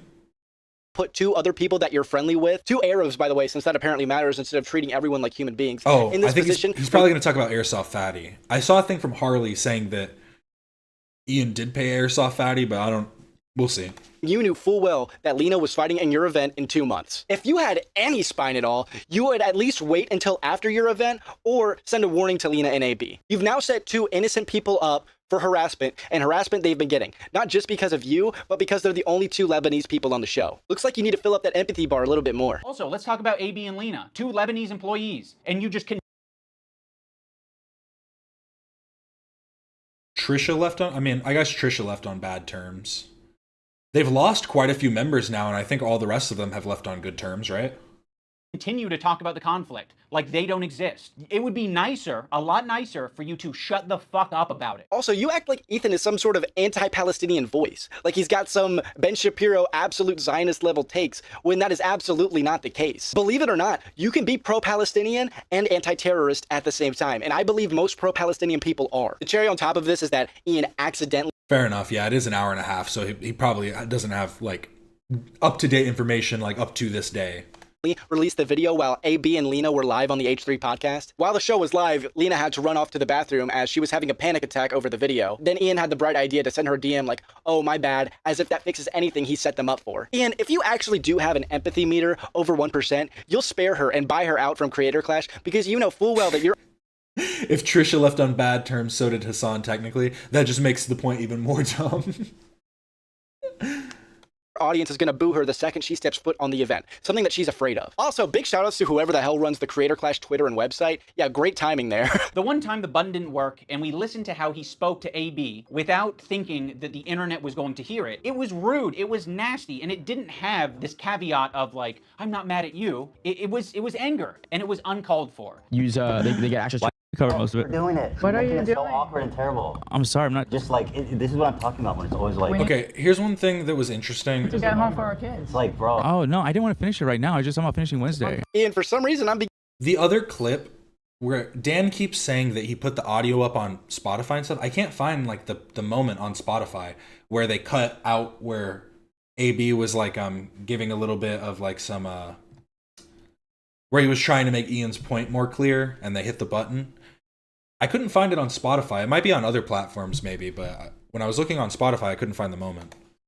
Like, all I found was the button moment. Beginning to think that you being an electrician's apprentice was some sort of joke. Jokes aside, I know that you actually have had jobs in the past, but you sure do act like you've never came across a difficult situation ever. This was a tame incident that there were no bad feelings over. He makes it seem like he's not a tyrant of a boss. We're doing it. What are you Making it so doing? awkward and terrible. I appreciate the hard work. I know you do. And I I know. loved it, and I really enjoy it. Oh, what in God's name did Alex Wasabi do to your pituitary gland, Ian? Because you've clearly never had a tyrannical boss if you think Ethan sounds like one in that clip. Sure, it's a bad and awkward moment that he apologized for. Big whoop, it's over. Dan, his producer, is constantly clarifying things on the air and making it clear that what Ethan said was a joke. God forbid. Why? Because it's not that big of a deal, man. just Like, your how inability to. No, hold on, Dan. How does it change anything? People knowing that we did it. It's fun when it's a surprise. Okay, well, Well, you just asked how it changed surprise them. them on your show. Again, shitty choice of a clip and a bad out of context example. This is Ethan and Gila's show, and I know this might be a massive revelation out of this world, but fun fact, the H in H3 stands for Hila, and the 3 is meant to represent a backwards E. Oh, I didn't know she was working for Cutie Cinderella. I saw her doing stuff with Howie because of the whatever that OCD whatever it's called. There's some like OCD app or something. And Howie Mandel, and I saw Howie Mandel and Sam were in like the same ad together. So I thought she was working for him or something now. I didn't know it was for Cutie Cinderella, but that would also make sense why there would be that bit of a separation. But I would also feel like that would also show that the connection to Cutie Cinderella isn't as like fractured as Ian wants to make it seem. Like Ethan apologized for it, and then it was kind of left there. E, that stands for Ethan. It's their podcast. Ethan has every right to direct his producers to do what he wants for his show. Maybe you should take some notes so you can have so a she's more back home now. But either way, yeah, no CD. That's it. Yeah, the no CD thing. entertaining podcast yourself. Ethan doesn't want to change, and he wants to bring the entire crew down with him. Ian, you understand that the workforce isn't slavery, right? You do understand that a worker has the right to quit their job, and that these crew members working on a high-profile show could quit any day with a fantastic resume and the opportunity to start a career of their own on social media, right? They all make it clear that they disagree with this hole that you and those snark subreddits are trying to place them in. You have snark Redditor logic, and it's clear how you researched this video. What makes demon mode different than goblin mode is goblins aren't really like an intimidating, powerful force. If the goblin is persistent, it can get what it wants. When I'm done with the other one, the big one that's dropping probably next week, my full attention is going to you, George. Like the Eye of Sauron. I see you out there, you fucking cockroach. According to Idubbbz, demon mode refers to Ethan suing people, and this first example is Bad Empanada, aka George, who's already on the run for civil cases as it is. Bad Empanada absolutely deserves a lawsuit. He has knowingly and maliciously slandered Ethan and Hila, has absolutely been harassing Ethan and Hila, has wasted government resources in order to harass Ethan and Hila, and it's certainly easy to prove damages. 3 complaints for 3 people. You are doing the classic rich asshole thing. You have a deficit of friends, you have a surplus of enemies. You feel really bad, you feel hurt, but you also have a surplus of money. So what can you do? You can use that money to bully and intimidate people. No, Ian, person who's wealthy enough to run 2 charity boxing events. Demon mode in terms of internet drama is definitely boomer. Usually when younger people talk about like demon time and demon mode, usually it's talking about like, you know, going and killing people. Like that's usually like I'm on demon time. That's like King Von shit, you know what I mean? Despite the last one costing you $250,000 in debt that you had no problem paying off and starting a new one this year. Ethan is not a rich asshole for suing people that he feels with good evidence are slandering him. Moral grandstanding at its finest, ladies and gentlemen. This video was not just critical. Sure, there were some critiques against the Israeli government and one creator who really did deserve the criticism. However, there was so much slander against other creators to create some conclusion that they were all... See, I will say the sad part is AB and Lena had they didn't get like the grace that the other crew members did, because nobody's coming after Dan, nobody's coming after Nate, nobody's coming after Love. They're coming after Lena and AB because they're like Arab Americans, because they're Lebanese. It's like, it's just so, it's like disingenuous really, just to try and come for these people purely because you want them to side with you and think that they need to speak up. I have seen some hate towards Zach, which is really dumb too, where people basically just hate Zach because he's also Jewish. I guess they only hate Dan sometimes, but yeah, it is just so weird. genocide supporters. For those unaware, Noah Samson, the person that Ethan Klein and Mudahar are preparing to sue, is pretty infamous for being bad faith, as Jolly Saint Nicholas. Yeah, and Love gets unhinged death threats. Pure, like, he's not even getting like the hate about anything he's saying. It's purely just people want to kill him. Yeah, I've completely forgot about that. Yeah, he is getting hate too. But for some reason, the hate I feel like is coming directly at AB and Lena purely because they're Lebanese. Diorio calls him the Brit Bong of the left. Noah recently made a pretty bad faith video attacking several creators, notably Turkey Tom, Mudahar, and Ethan Klein. The video was titled "The YouTubers Who Backed a Genocide," and it's about, you guessed it, the conflict between Israel and Palestine. In this video, Noah denies several rapes that were committed by terrorists, defended the Houthi terrorists, including the one terrorist that Hasan interviewed on stream that Hasan himself called a terrorist. Bro, are we about to have a Houthi rebel on stream? Yes, brother. He also defended Twitch's shitty actions on anti-Semitism, and most importantly, concluded that Ethan Klein is pro-genocide for making a video on Hasan Piker where he criticizes the terrorists that Hasan was promoting. This is all despite Ethan Klein saying that the West Bank is fair game and supporting the Palestinian movement in his content nuke on Hasan Piker. He tries to paint the picture that because of Ethan's video on Hasan, that Ethan is lying about his support and empathy towards the Palestinian cause. He then goes after creators like Turkey Tom and Mudahar just for criticizing Twitch and the golden boy, Hasan Piker. Hey, have you seen Hasan Piker at all? Piker? I hardly even knew her. Noah's ultimate conclusion is that all of these creators back genocide because they criticize Hasan, which takes a lot of fucking hoops to draw that conclusion. And after watching this dog shit video, I completely understand why Ethan Klein and Mudahar want to sue. I won't get into my opinions on if they should or shouldn't sue, but let's just say I won't exactly feel sad if this scares the shit out of Noah Samson for years, fearing generational debt. Now, before I go any further, it should go without saying that I'm totally against retarded and frivolous lawsuits. However, Ian seems to think that all lawsuits are just used to intimidate people. But in the cases where that is true, sometimes it's justified. You shouldn't feel confident to slander people. You should feel intimidated at what might happen if you choose to spread malicious libel against people. Some lawsuits are justified. Hey Ian, a great example of a frivolous lawsuit is the Matt Haas versus H3H3 case. Another one is the one that you threatened Froggy Fresh over $18,000 for after you kicked him out of your event, but didn't pursue because of all the backlash you got. Remember that one? No, you have a ton of power, you have a ton of options, you have a ton of choice. That's exactly what you get for being filthy rich. Someone's mad at the internet. Also, you gotta... I'm waiting for Zach to go unhinged one day, because he will scream at the top of his lungs when he's finally reached his full power. I love this frame, right? He's screaming at Ethan for being filthy rich while he's got a gold tooth for fashion, looks like dog shit, and thousands of dollars worth of shitty tattoos. Should try to get a refund on that. Sitting in your basement filled with expensive boxing equipment and an arcade machine, talking to us on your expensive camera and lav mic. You have nothing to grandstand on, you fucking cowardly, pathetic little... And yeah, I'm honestly worried for the crew too. It's just like, it's such a contentious time. It's so ridiculous, the amount of people that want to make things like so divisive.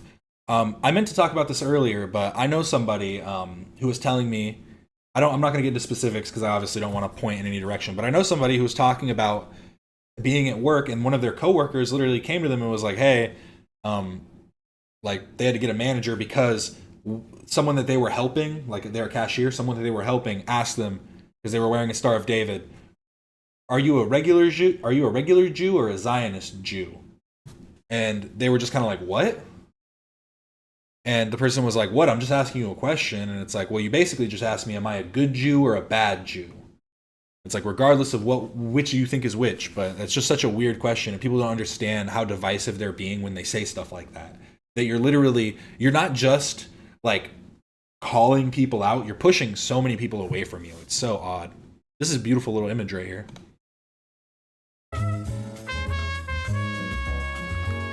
He kept saying that it was racist or anti-Semitic to suggest that he talked to someone who's within the same ethnic group as him. That's why I said yesterday, like, I urge Ethan to talk to Sam Cedar. Is it not? I mean, maybe not so much racist, but you're definitely patronizing him. That's like telling a black liberal to go talk to the Hodge twins to see why they're wrong. Ian seems to have lost the idea that people are people. Like, people of different ethnic groups and cultures can have conversations, dude. And if there's anyone in this situation who cannot take criticism, it's absolutely Hasan Piker. If you dare ever criticize him, you're in for a world of bullshit. He won't watch it, and if your name ever comes up, he'll just isn't this the guy you and disregard you completely. How can you speak for my entire ethnic group? I find that really interesting. Ethan, I don't know what to fucking tell you. This is like step one of having a leftist ideology, is recognizing our race, religion, nationality, all this shit all shape our experiences as people. This is another rare part of the video where you start to think that Ian might kind of have a point, and then you sit there and you realize that Hasan is categorizing all Jews as to having one opinion, and instead of not doing that, he deflects Ethan off to go talk to the approved Jew, Sam Cedar. So instead of Ian criticizing Hasan for categorizing all Jews as to having one opinion, he decides to criticize Ethan for not talking to the approved Jew. This is so fucking backwards. It could possibly be someone who shares progressive ideology with you. It could possibly be someone who is of your same gender. Okay, so, all right, the new and improved Idubbbz. Honestly, the fact that he used the gender like argument right there was so dumb. Because it would have been fine if he was just like, maybe it's because you guys believe the same thing. Maybe, but it shows that he's trying to obfuscate by going like, maybe it's because you guys are the same gender. Maybe it's because you guys have the same hair type, hair texture. You have the same level of acne. Is now asking you to patronize other ethnic groups, identities, or skin colors, and only talk to your own. I'm so happy that you've reformed, Ian. This is great moves, man. Keep it up. Proud of you. America deserved 9/11, dude. Fuck it. I'm saying it. Now, to be clear, I knew about all these edgy and controversial jokes at the time we made the show together, because who am I to judge? No, Ethan, those aren't jokes, right? When someone makes a controversial statement like that, that's not them trying to be funny. I can understand why you would conflate the two. That is someone who is extremely frustrated and passionate about a particular topic. In this case, American imperialism.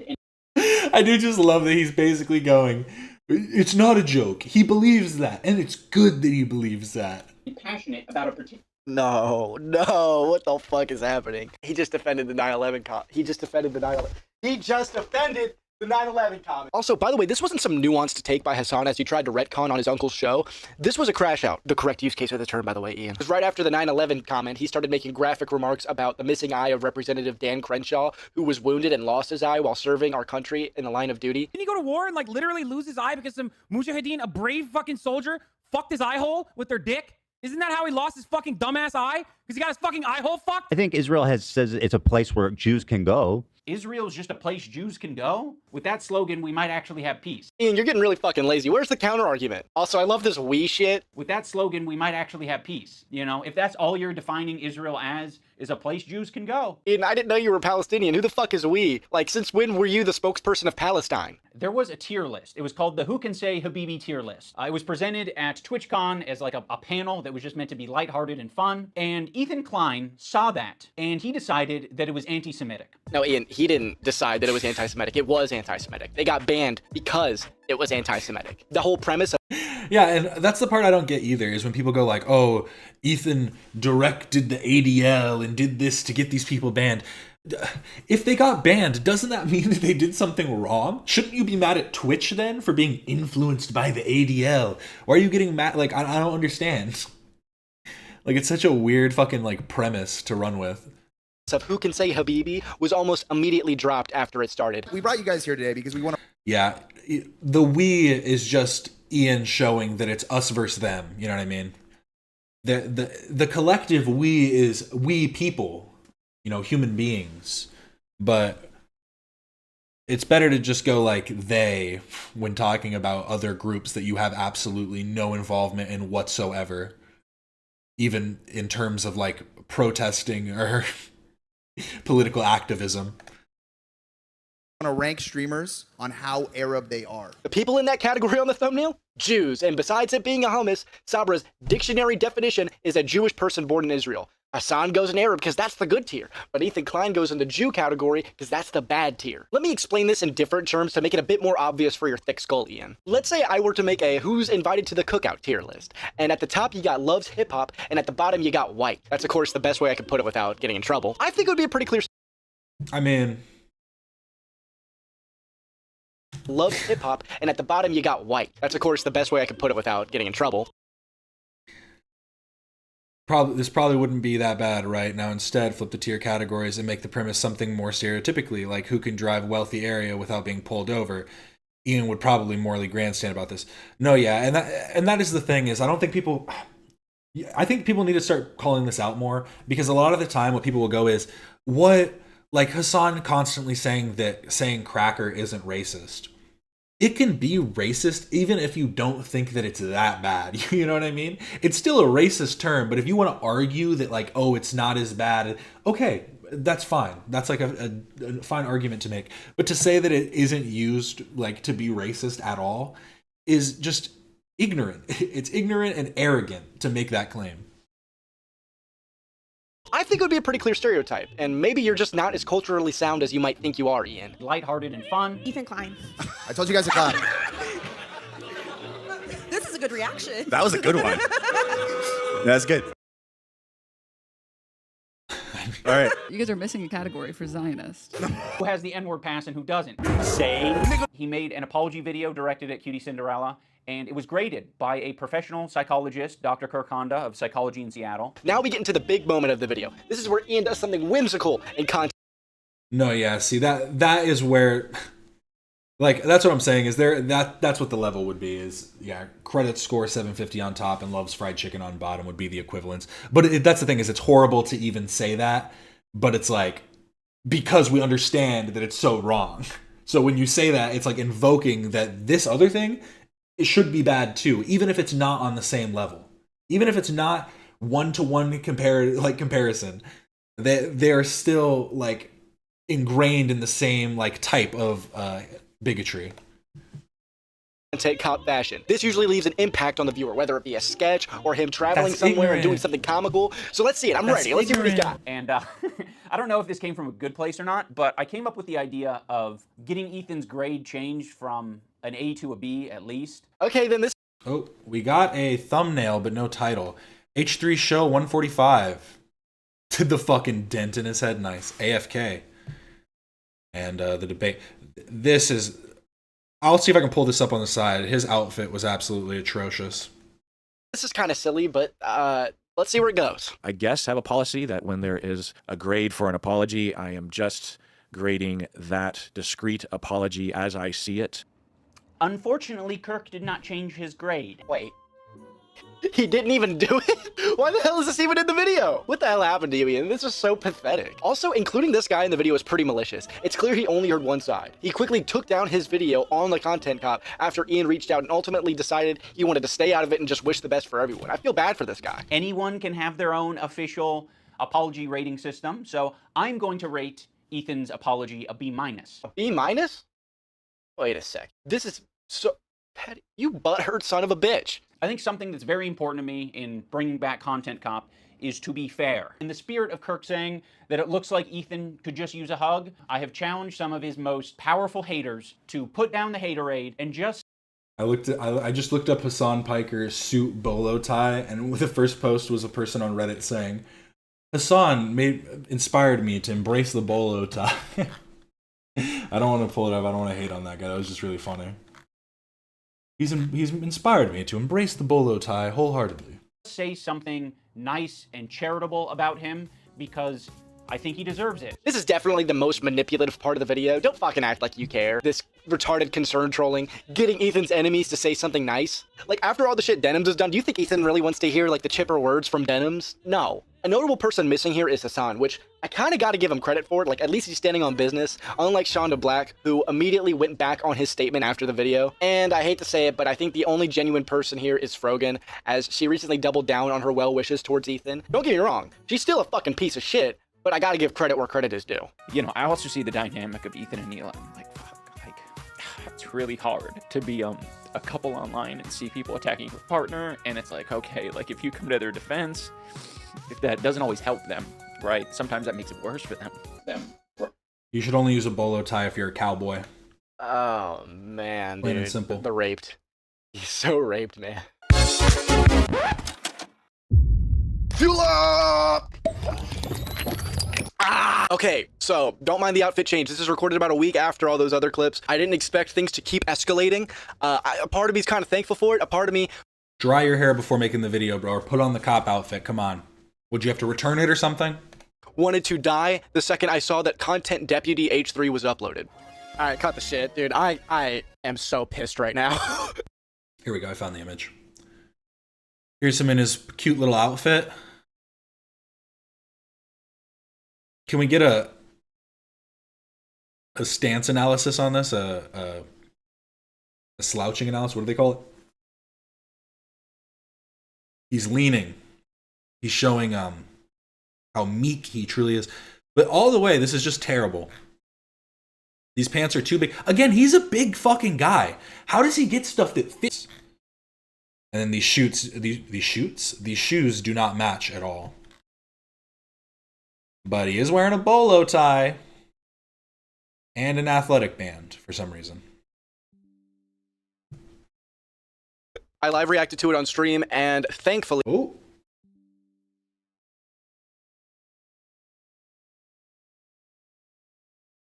There really wasn't that much in there to cover. In this content deputy, he hides behind the thin veil of charity, which, by the way, if you watch the first H3 podcast on the Creator Clash, you see how thin that veil is, okay? It was only supposed to be a charitable aspect, but when they're criticized for it, they get to hide behind it. Ethan, in a desperate attempt to attack and smear Anissa and I, he started attacking our charity event. Just because your event's for charity, you could still be criticized. And regardless, it doesn't even fucking matter because you didn't raise a dime for charity last time. Can't wait for them to blame us for their failed event. Don't worry, Ela, I'm not gonna...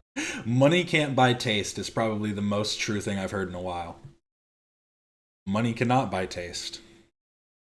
All it can do is buy you more shit outfits. I'm gonna blame you guys for anything Creator Clash related. I know you're terrified of taking accountability for anything, so that will rest solely on my shoulders. But I can't speak for the internet. The internet might actually blame you guys for it. This is psychotic. Ian, the internet is not going to blame Ethan and Ela for Creator Clash 3's inevitable failure. What happened with Creator Clash 2? Was it their fault then? Even though they were the only people fucking promoting the event? The only possible way this event is saved is if Hasan uses a socialist grift money, but even then, no one's gonna fucking show up. So in this video, Anissa's husband announces that him and Anissa aren't going to be leading Creator Clash anymore because of drama, which is really interesting, and I have a lot of thoughts on that, which I'll talk about later. Recent revelation that people are just going to use Creator Clash to attack Anissa and I. Anissa and I have decided to step away from Creator Clash. We have relinquished control to our business partners who ran the previous 2 events. Yeah, people have been having issues with audio on streams and stuff, so if there's an audio issue, just refresh the stream, and it should fix it. You guys are still to blame for this fight being barely But if I'm completely cutting out, let me know, because, yeah, my internet,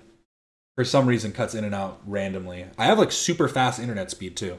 Promoted for all of this shit failing, and for yet again bringing more drama into the card because you guys don't know how to handle relations behind the scenes, which is very clear, which is probably why you guys stepped down. I can't keep my mouth shut. I can't, I mean, I can. I just didn't want to.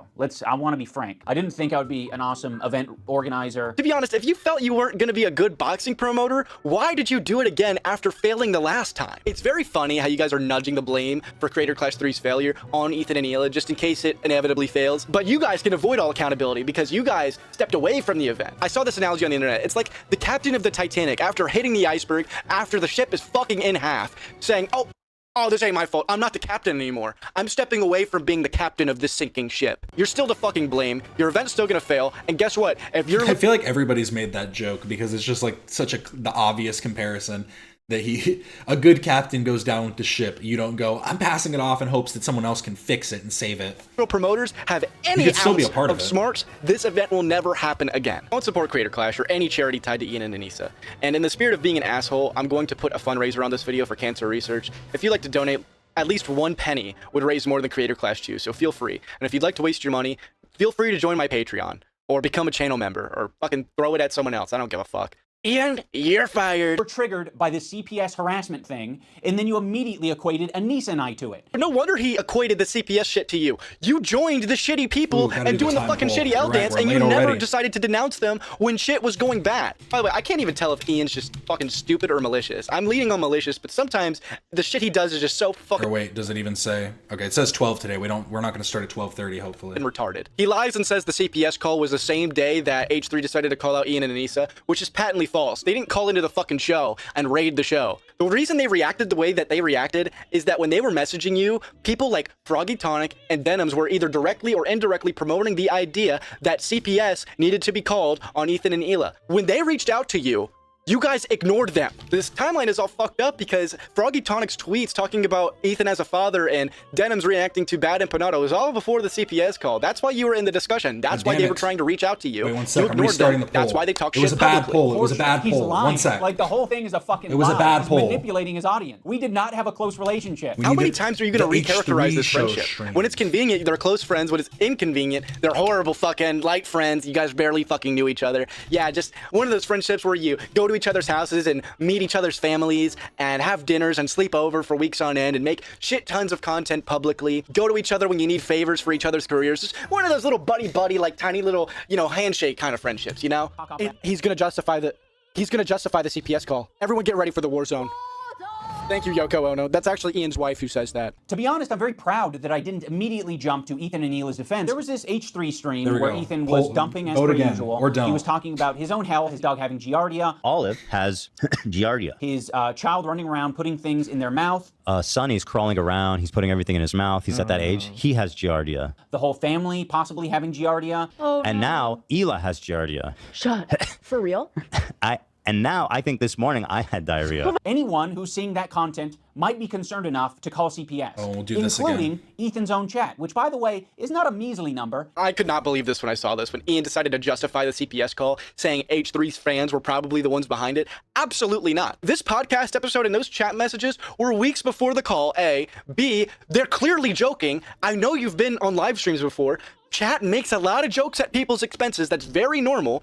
And you cannot sit here and lie and pretend like Denims was not being malicious, Froggy was not being malicious, and Bad Empanada was not being malicious when they were sharing that shit about Ethan, trying to relitigate the situation and make it into something it wasn't. At that point, Giardia had already been debunked. I don't trust you, and I'm glad I didn't trust you, because in your video defending yourself, you used a video that takes context from like 3 different places and combines them to make it seem like someone is coordinating an attack on you. You do the same thing. Are we a cult?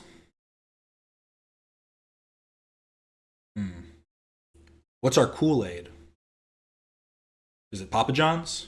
Garlic butter sauce? Is that what it is? Ethan, by showing the chats, including Ethan's own chat. That's clearly an edit, okay? You compiled chats, so did Ethan. Anyone with a brain can recognize that that's an edit. That's not the actual chat going over top the screen. Like, the call was clearly a malicious attempt to harass Ethan. Anyone with a brain can easily recognize that. I guess Ian agrees with Bad Empanada, so that's something. Also, notice how he doesn't mention the human skulls in this video, because that doesn't fit that, oh, it's his fans harassing him. Or I can show that your tattoo made it to the top of awful taste but great execution subreddit, which is not a good thing. I mean, it might be a good thing for the artists that you work with, because that means that they did a good job from a technical standpoint, but it's sort of a failure in every other aspect. Oh, so now you're going to attack his wife. After you've cried for years about people making fun of your wife, you have now opened your wife to a world of criticism from an entire... No, if Ethan is our God, then Fat Love is our Jesus. New audience, and believe me, there's a lot of subject matter. Ian, I'm making this video because you don't understand why you're worthy of criticism. I also like how you don't show the real ratio. You just show the one for Idubbbz complaints. That's really secure of you, Ian. Stop! You violated the law. Now we're going to talk a bit about Creator Clash, the boxing event started by Anissa's husband. Creator Clash is an influencer boxing event meant to gather in a bunch of creators that you wouldn't expect to get in the ring to fight it out, all for charity. The first one was a major success, raising over $1 million for charity, and even every fighter got a bonus, but they didn't have enough to pay Airsoft Fatty, apparently. It wasn't without controversy, however. So, I don't know how true it is, but Harley has come forward saying that he saw Ian pay like out of pocket $800 to Airsoft Fatty. So Airsoft Fatty might just not be a reliable narrator, so I guess just take what he's saying with a grain of salt. But I also don't know if Harley necessarily knows the ins and outs of what their agreement was. So both are liars. That's my take. As Ian banned Sam Hyde, someone who helped one of the other fighters, Harley Morenstein, train for the event and was a subject of one of Ian's documentaries. He ended up refunding $10,000 worth of tickets that could have gone to charity to Sam. However, this success did not translate over to the next event. They ignorantly and stupidly assumed that the sequel event would garner more success than the original event. They took no anti-piracy measures, booked a much bigger venue, the Tampa Bay Lightning Stadium, added 4 more fights to the card, paid top dollar for a professional wrestler who isn't even an influencer to fight on the card. They added special parties like galas and photo opportunities before and after the event, and they paid for the flights of many big creators who weren't even fighting on the event. And guess who got paid flights to the event? Denims, Hasan, the whole crew. And can I say, when you're operating at a loss, you can tend to see that pattern really early on. When you have to pay for that $20,000 comedian, in the end, they came out with a $250,000 deficit to their bank accounts and 0 money for charity. Ian tried rectifying this by doing a Oh, and the title just came in. Dear Hasan, you lied again. Dun dun dun.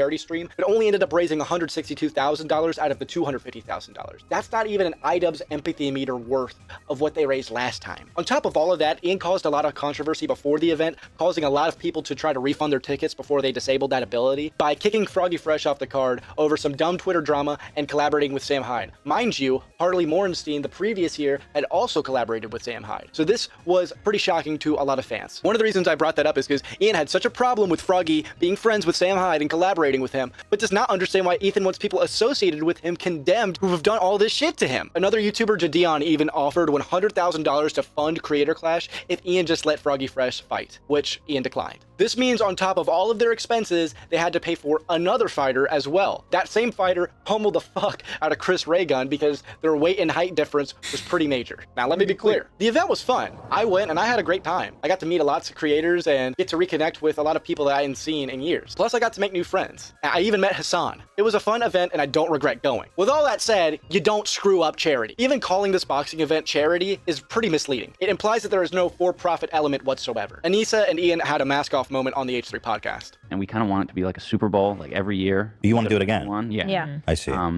If it works out, then we can do that, and there could always be a charity aspect to it. But I think the main goal is just to get the people paid who are involved in making it happen. You'd think if they wanted to right their wrongs and ask for a second chance at charity, they would downsize a bit. And sure, they did that fighter-wise, but maybe less dinners, less galas and shit before and after the event. Maybe don't re-rent the Tampa Bay Lightning Stadium that you couldn't even fill last time. And also maybe don't jeopardize your event by putting one of your fighters who is from one of the biggest promotion opportunities that you've had at your past two events in a shitty situation like you've just done. A little update on the situation. So one of the main card fighters, Harley Morenstein from Epic Mealtime, dropped out. Why did he drop out? Well, one of the reasons was because when he agreed to fight, they agreed that all fighters would be getting paid the same amount. But when Harley talked to his opponent, LA Beast, turns out he was getting paid more. This cult is pretty fun. Hey, that's what they all say. More. Another reason is Harley felt quite uncomfortable with this whole drama, with Ian seeming to side with pro-terrorist and pro-Hamas people like Hasan, Denims, and Frogan. And by the way, I don't know if you knew this, I don't know if you could tell by the fucking last name, but Harley Morenstein is a Jew! The main card of this fight was not meant to be Israel versus Palestine, it was supposed to be Harley versus LA Beast. He was also quite uncomfortable with the use of the swastika sword in the content cop, and unfortunately, shortly after, Lena Ayad from the H3 podcast, the wife of AB, decided to drop out as well. And what's really fucked up about that is, as I said, if Ian had a spine, he would buy her out. He didn't, and that's fucked up. But thankfully, Ethan did decide to cover the costs that Lena and AB were going to face because Ian decided not to buy them out, which is nice. Creator Clash 3 will likely fail, and I won't be supporting it. However, I will be rooting for Lena on the sidelines. Maybe... Even though... On that back. Oop. Ian had a spine, he would buy her out. He didn't, and that's fucked up. But thankfully, Ethan did decide to cover the costs that Lena and AB were going to face because Ian decided not to buy them out, which is nice. Creator Clash 3 will likely fail, and I won't be supporting it. However, I will... Even though she's not fighting anymore, boxing takes a lot of dedication, and I'm proud of what she's done. Hopefully in the future, we get a chance she gets a chance in the ring. Also, no hate to fighters still participating. Not for real, because honestly, they're the last people that should be getting like the hate. It really all should be directed at Anissa and Ian.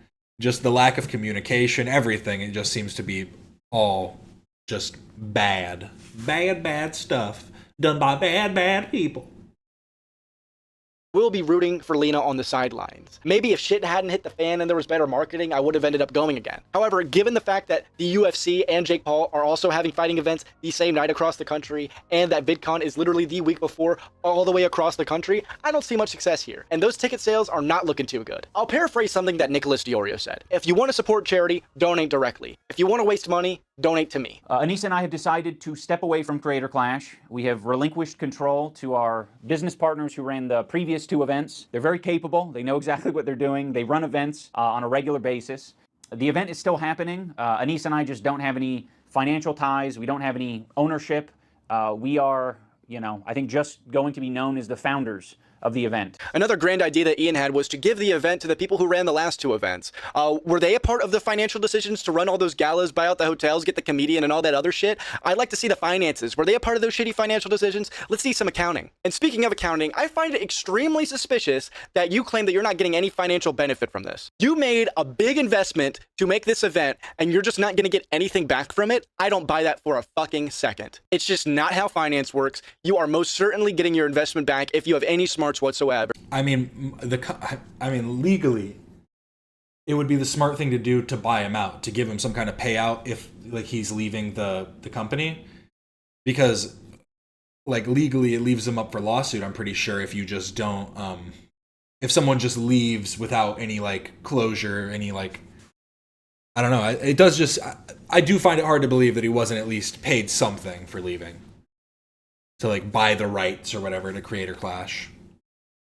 And if not, I just find it extremely suspicious. Let's see some fucking accounting, because I don't believe that for a second. You've proven to be malicious. You might not be gaining anything financially, but you sure as hell have to be getting your investment back, which means less money for charity. You also gotta love this characterization that it's because of drama and not that Ian and Issa did anything wrong. You guys fucked up the last event. You fucked this event, but it's not. He laughed when he said that because he's faking emotion.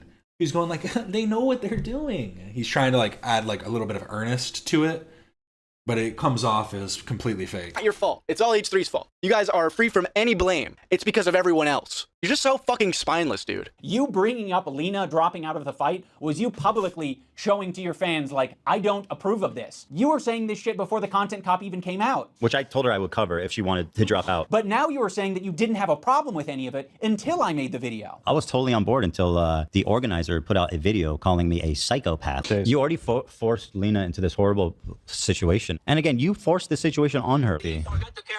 Why would I do such a thing to Lena? Dude, you have as much agency as I do.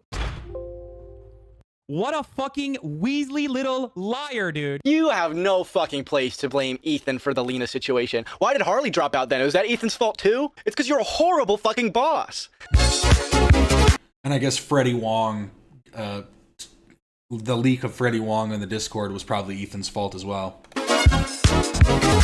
To wrap up this video, we're going to take a look at what growing and changing looks like. Losing all sense of irony, not pushing vulnerable people's buttons unless it's beneficial to your career. Don't morally grandstand unless you've grown and changed. Harassment is bad, with one exception. Racism is bad, but anti-Semitism is okay. It's okay if you promote terrorists, but not if you condemn them. America deserved 9/11. Either all of them are okay or none of them okay? No, but some of them are. Having money is bad. I'm being a bit facetious, however, it is pretty clear that while, yes, Ian has changed, it doesn't seem like he gained any empathy for anyone other than himself. In fact, I almost argue that Ian is more bigoted now than he ever was. Like, at least before he had the excuse of just making a joke, but all throughout his recent video, he was patronizing all kinds of groups of people. I mean, yeah, before it was under the guise of this is all humor. These are all just edgy jokes. But now he's like, I'm stepping away from that type of humor and still being divisive. As for Anissa, I don't think Ian's change is entirely her fault. I think they have an equal role of this retardation. Anissa's problem is Anissa. She's extremely unlikable and always has been. Ian sees something in her, and I guess good for him, but take one look at her Twitter and see why people feel the way they feel about her. She does herself no favors. Ian, if you're going to be upset with Ethan wanting you to speak out, maybe don't give him a reason to be upset by openly endorsing Froggy Tonic and Denims after what they did, making it clear whose side you're taking on your podcast, or make a 1-hour video shitting on the guy. Now, as someone who has benefited from the use of therapy, I gotta say that this weaponization and reliability of therapy is extremely fucking annoying and overdone. At this point, but he didn't say therapy. Ian was just saying to go get help in whatever way will help you. That honestly pissed me off the most, is when he tried to hide behind, I'm not telling you to go to therapy. Maybe you need to go into the woods and do an ayahuasca trip. Maybe the help you're getting isn't helping. It's a good way to just like completely diminish any type of like actual like effort that Ethan has put into his mental health. Like completely insane. Point, it's beyond concern trolling. Can I just say, if I was deeply depressed and thinking about getting help, and I saw this latest video of Anissa's husband recommending therapy to me, I would run away. His latest video is anti-therapy propaganda. Finally, the last point I'll mention on this episode is about the series itself. Content Cop was always meant to be a little bit funny. However, in this latest one on he really did go from the edgy kid to white savior pipeline. Like that was what he went through. It's like it is just the Ethan brought it up too, is one of the things that Ian and Hasan and a lot of these different creators like to engage in is the bigotry of low expectations, where for some reason they think that just because these people are in like terrible circumstances, that completely negates from any like harm that they might cause. And it's like two things can be true at once, and that's like the thing I think everybody keeps saying is two things can be true at once, and they want to just go, no. No, they can't. Each 3. I think I audibly chuckled all only or a few nothing. times, and most of it was because of jokes that Ethan was making in the clips. There was only one occasion where one of Ian's jokes actually landed. In conclusion, being pro-Palestine or making charity events does not absolve you of criticism. And I can't find a person more worthy of criticism than Idubbbz. But that's going to do it for today's episode of Content Cop. If you have any recommendations or if you want me to keep going, just let me know in the comments below. If you'd like to see some of my sources, the links are in the description below. Please check them out, okay? They've done some great work. And until then, I'll see you guys next time. Great stuff, truly. If you guys feel inclined, go subscribe and donate to do more than Creator Clash is doing. But we're going to move on from that. That was a great video. Great video, Cameron. Another cam for us. But we still got a little bit of time for this, so I'm gonna pull up one thing I saw on Reddit, which I thought was kind of interesting.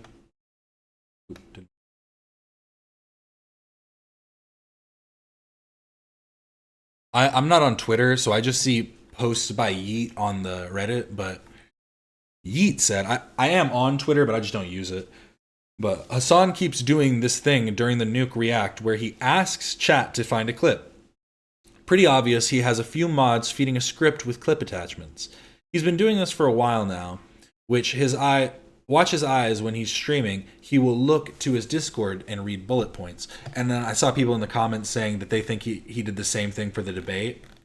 And I almost wonder if that was the reason that he asked, if he asked Ethan, oh, what is don't look at your chat, don't look at your crew sending you messages or whatever. Do you think he was saying that because he was the one getting messages?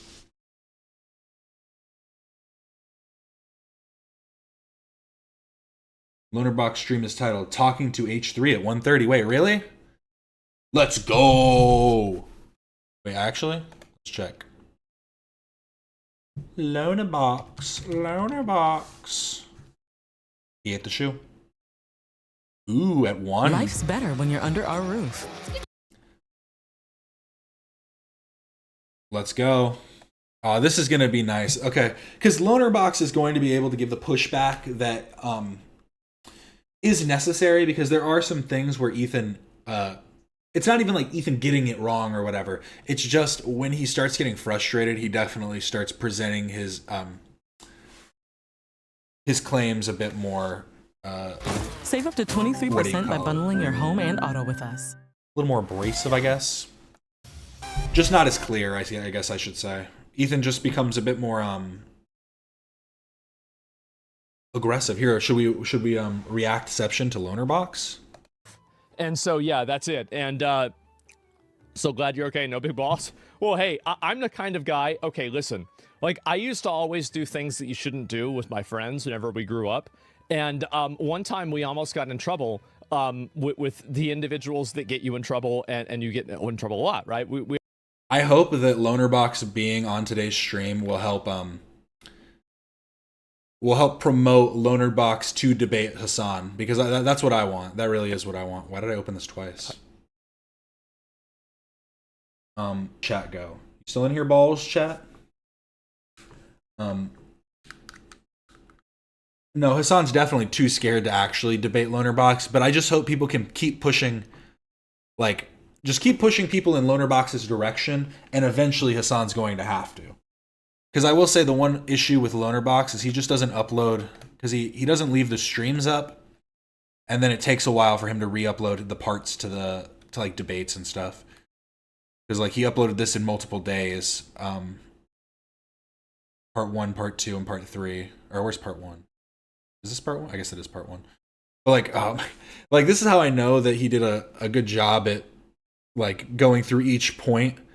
Like, I know mine was just me. I'm more attack Hasan's rhetoric, but I know Lonerbox can attack his actual, like, the facts of the matter. And I think that is much more, like, important than just being able to argue Hasan's rhetoric, which is kind of where Ethan was coming from. Yeah, spam Hasan with Lonerbox again, real. I think Lonerbox said he prefers analyzing when he was reacting to Ethan and Hasan.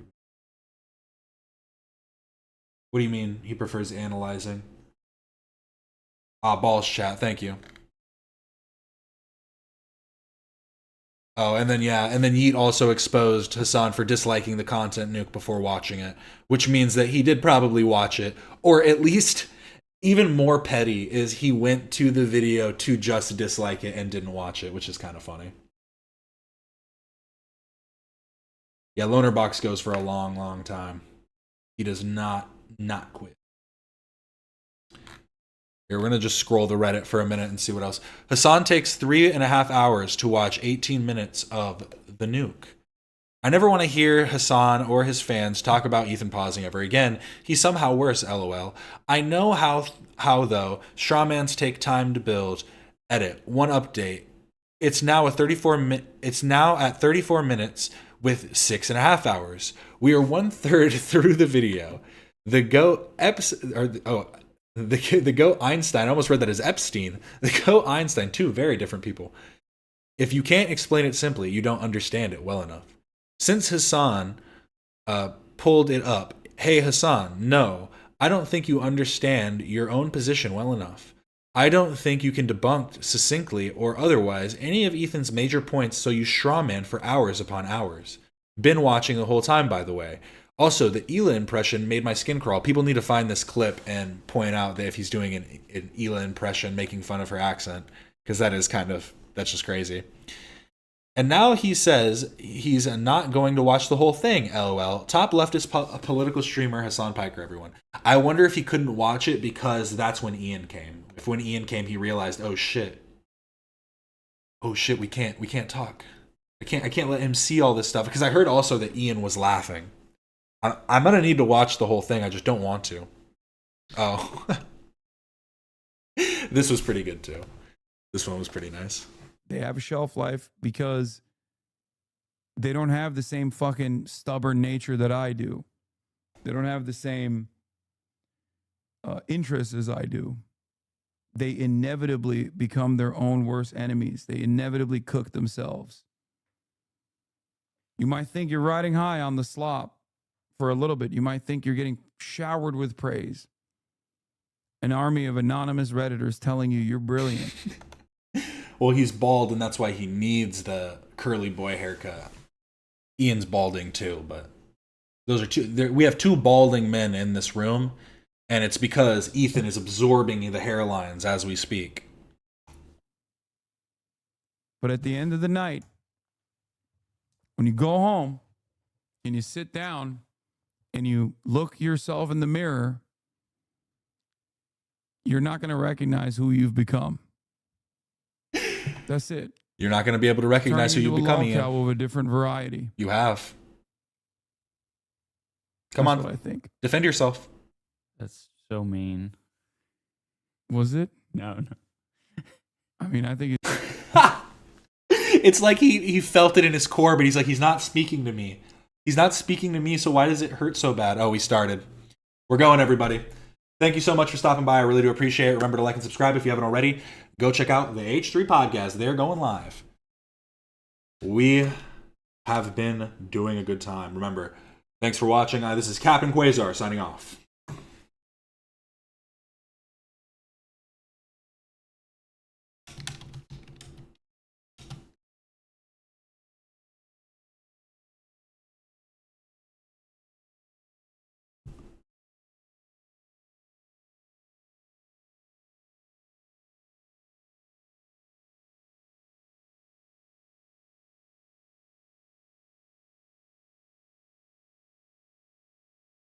Yes, I won't be here on Friday. I should have said that. I won't be here on Friday. I'll be here on Monday. I'll make a post so everyone knows. But yeah. Thanks so much. Bye. Sorry, I was waiting for a second.